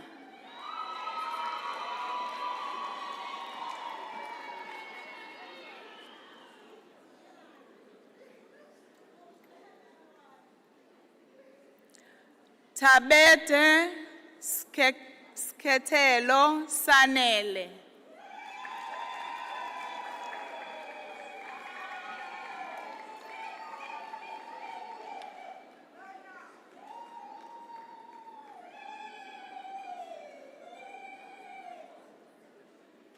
Zulu Nobuhle Snothile.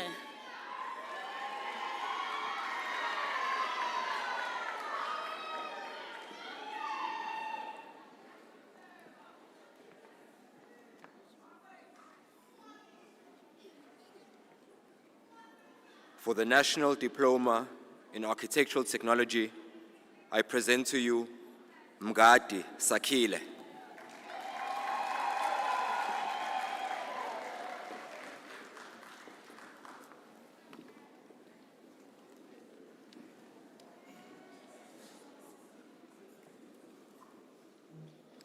From the Faculty of Health Sciences, the Higher Certificate in Dental Assisting, I present to you Msomi Spesihle Cebo.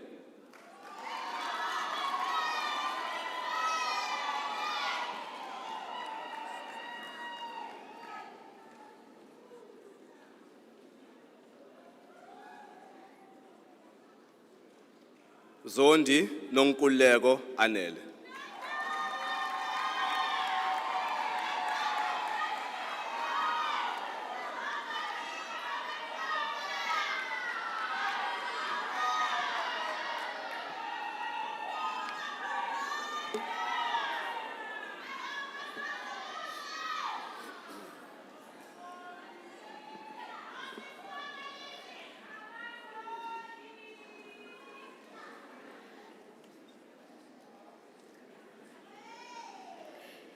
Ladies and gentlemen, honored guests, let us once again congratulate our graduates with a huge round of applause.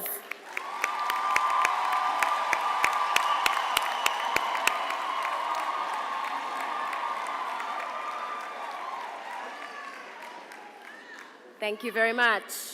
Siyabonga.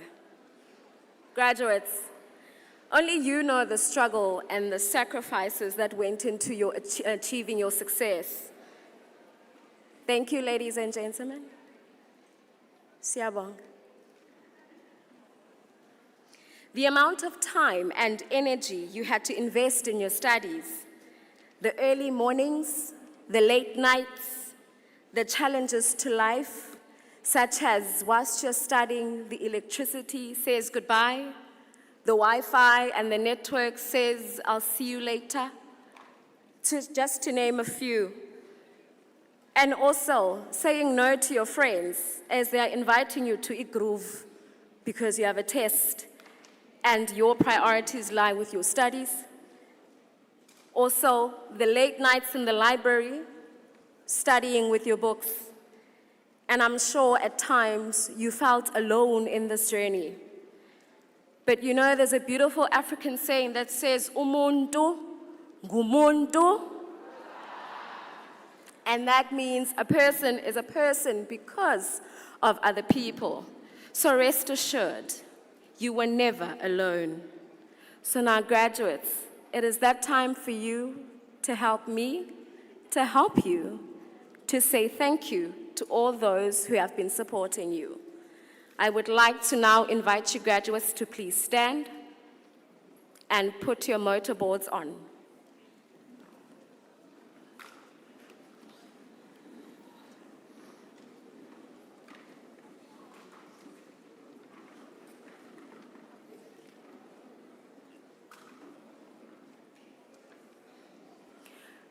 With your scroll in your hand,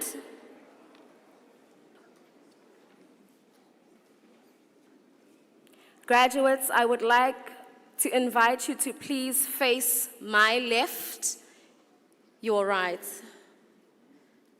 Those are your parents, your guardians, your friends, your funders, your spouses, your children that have been a part of your journey, supporting you in every way that you need it.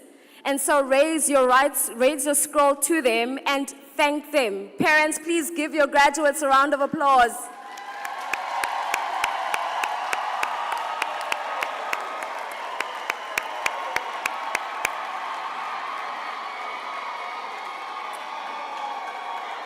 Thank you. Siyabonga. Graduates, please face the front. On stage are your faculty staff members, your academic staff, your lecturers, those who have assisted you by giving their time and dedication and their hard work to make sure that today you stand looking like your beautiful self with the evidence of success in your hands. So please, graduates, raise your scroll to the staff members in the front and let us give them a huge round of applause, the DUT staff.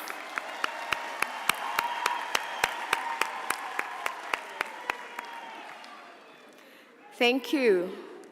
And now, graduates, with your scroll over your heart, it is that time to thank all of those who have been a part of your journey, but are no longer here in corporeal form to celebrate with you. Just a little bit of a moment of silence to tell them thank you.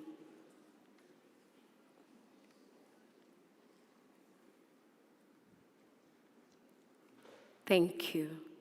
And now, graduates, please grab your motorboard and wave it in the air. Ladies and gentlemen, honored guests, I present to you the graduates of 2025.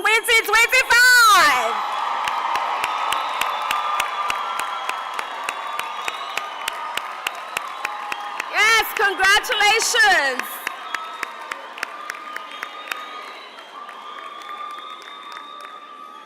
Thank you so much. Graduates, you may be seated.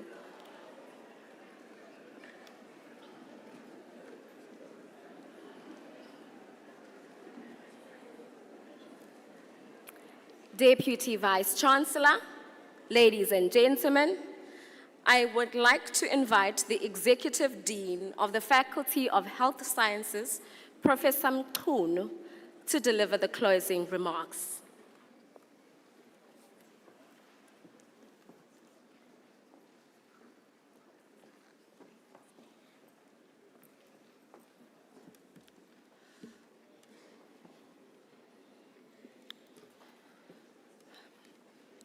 Deputy Vice-Chancellor, Professor Gumede, Executive Dean of the Faculty of Engineering and Built Environment, Prof. Rathilal, Deputy Deans who are here, HODs, members of the Executive and Senior Management, Student Representative Council members who are here, colleagues from the Faculties of Engineering and Built Environment and Faculty of Health Sciences, parents, siblings, spouses, ladies and gentlemen, ngokukhethekile, I would like to greet the graduates who are here. Good evening, good afternoon, sanibonani. I would like to first acknowledge the presence of our visitors, our colleagues who are here this afternoon, who decided to join us to celebrate together with us. Firstly, Professor Nokuthula Sibiya, the Vice Chancellor of MUT, our colleagues from Boitekanelo College of Health Sciences in Botswana, led by their provost, Professor Abel Pinar, and all the other colleagues whom I might have missed, who are here in our midst this afternoon. You are welcome, and thank you for joining us this afternoon. It is my pleasure to deliver this congratulatory message. Thank you, Prof. Rathilal, for the opportunity. Firstly, let me just acknowledge and appreciate everyone who made sure that today's session or graduation was a success. Everyone, each and every one of you, you are very much appreciated, from the staff of Olive Conference Center to our staff from both faculties who are seated there at the back. I can see them. Each and every one of you, we really appreciate you. To the graduates, to the choir, thank you so much. But today you didn't give us much music. I don't know why, but thank you so much for being here. To the graduates, I want to say congratulations for your phenomenal achievements. You are here today not because kukuhlakanipha kwenu, akusikhona ukwenza kwenu, and it's not pure luck that you are here. But we know that it took blood, sweat, and tears for you to be sitting where you are this afternoon. It was a lot of work. Some of you, at some point, wanted to give up. They just said, I can't do this anymore. But there is that one or two people who kept on pushing and said, you are almost there, you are almost there. You have to appreciate that person. We know that you had to go an extra mile. If you look back and you reflect on what you've been through as a student, whether you were doing your diploma or your bachelor's degree, your master's, or your PhD, you've been through something. Kuningi, that you've been through. Kuningi, you can't, but you don't have to remember it today. It's time to celebrate. But you just need to realize that for you to be here today, you cannot just thank those who funded your studies, those who just gave you money, but go and study. Your parents may not have been able to give you money, or your families might not have been able to give you money, but banithwalile ngemkhuleko, They prayed for you every day. Believe me, I'm a parent. I know how we pray for our kids when we don't even know what they are up to, where they are, but we do pray for them. They sacrifice so much to ensure that you get better education. Talk about sacrifice. We are aware that you also sacrificed a lot, which meant giving up your free time, going to parties on weekends when your peers were going for parties. You sacrificed all that. Some of you even lost friends because they were studying, because you didn't have time for them. You were doing this not just to walk across the stage today, but surely you had bigger dreams. So your dream starts now. It's your time to shine and make your families proud. Show people out there what DUT is all about, what the DUT impact means, what it means to be an adaptive graduate. This is the beginning of a new chapter in your lives with endless possibilities. As a DUT graduate, yes, you have a responsibility to carry your family name. When people ask, because abantu they will ask, uma bekubona bazobuza ukuthi eyakwabani yona lengane, whether you are doing something good or you're doing something bad. They will ask you, izalwa ubani lengane? But again, they will ask you, ukuthi wafundaphi yena lona? Where did this person study? In other words, you have a responsibility to carry the DUT flag and let it fly high up. If you carry the flag high up, it means that you are proud to be a DUT alumni. You must say it with pride. I studied at the Durban University of Technology. Don't even say at DUT. Just say, I studied at the Durban University of Technology. In fact, you must show them through the DUT graduate attributes. Don't just say it, but you must live those attributes. You must live the DUT values. Today, we are sending you out to the world as the critical thinkers, as someone who communicates effectively. You don't just go to the meetings and sit there and say nothing. You have to show that you are a critical thinker. You can communicate effectively. Also, you need to show that you are culturally and socially aware. Indaba ingakudluli nje phezu kwakho, not knowing what is happening in the world. For you to be in that meeting and argue and debate issues, you need to be aware. You need to be socially aware, knowing what is happening around you. You also need to be adaptable to new information and the changing environment. You also need to have professional integrity. This sums up all the DUT values and principles. I always say to my colleagues and students in health sciences, one mistake, a person can die. Just one mistake. And you can't say, oops, I didn't know. Oops, I was maybe busy doing something else. It was an error. The person will be dead by then. So in engineering, one mistake, what can happen?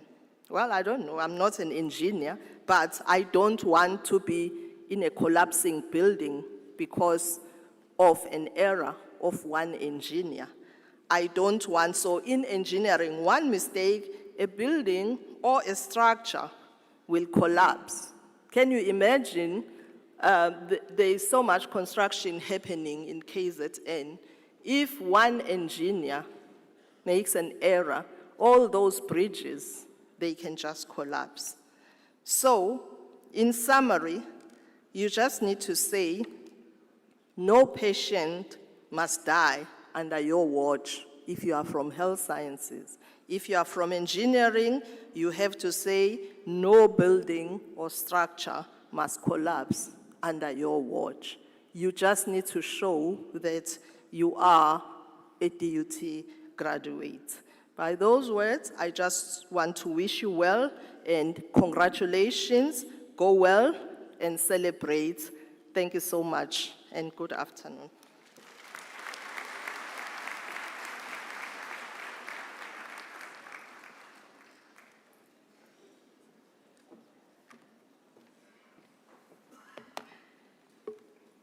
Thank you very much for those pearls of wisdom, Professor Mkhunu.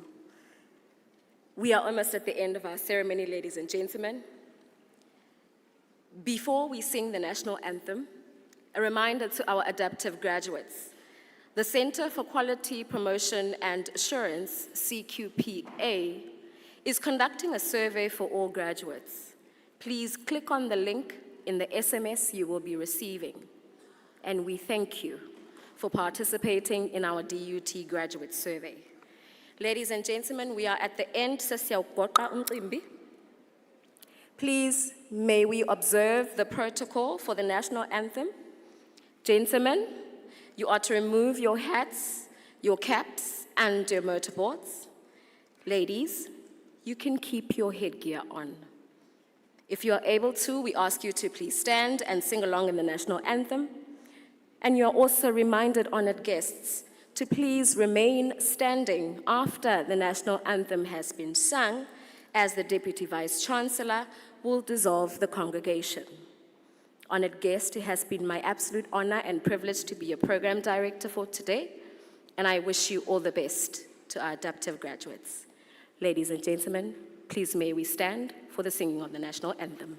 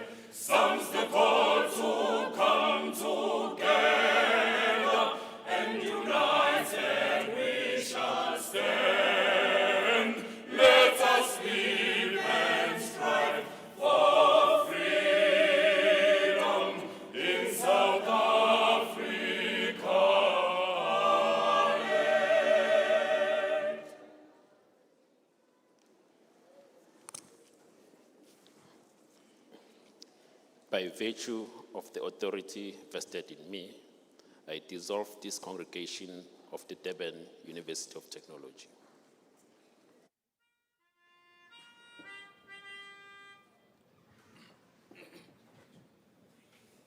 Gaudiamus dicitur, juvenestum sumus. Gaudiamus dicitur, juvenestum sumus. Post jucundum juventutem, post molestam senetutem, nos habebitus, nos habebitus.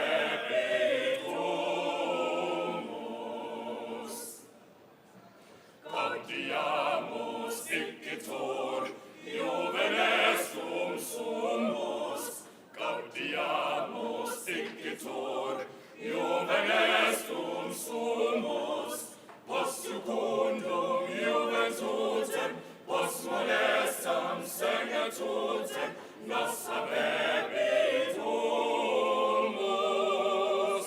nos habebitur.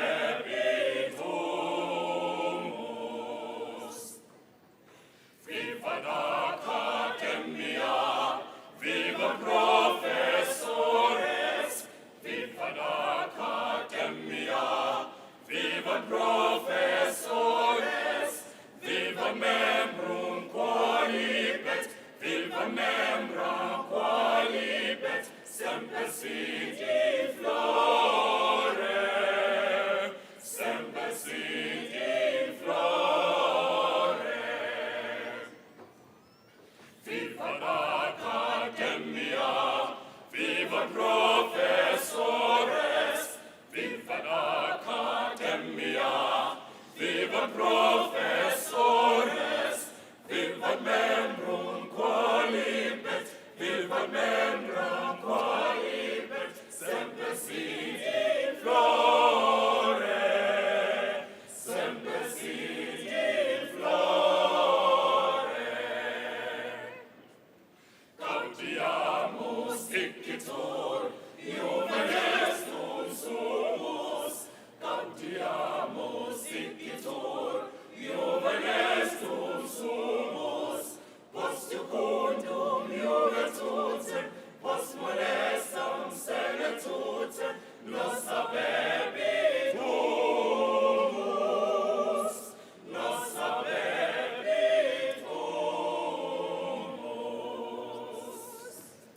Ay, City Ela.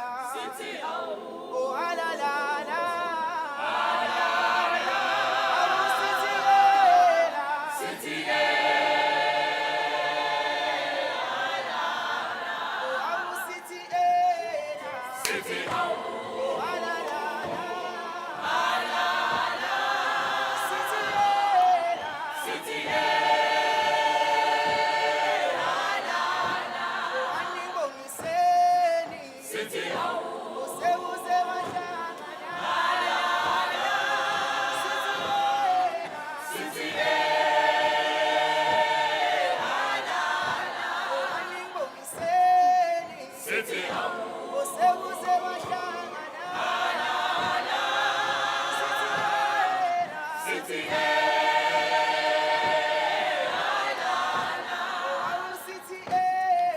City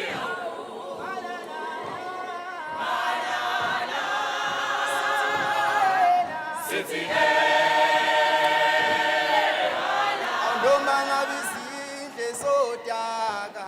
Noma ngabizindle zodaka. Noma ngabizindle zodaka. Noma ngabizindle zodaka. Wentanami kusekhaya la. Kusekhaya la. Kusekhaya la. Noma ngabizindle zodaka. Wentanami kusekhaya la. Kusekhaya la. Kusekhaya la. Noma ngabizindle zodaka. Gibeli pasi. Gibeli pasi langa ngithelale phansi.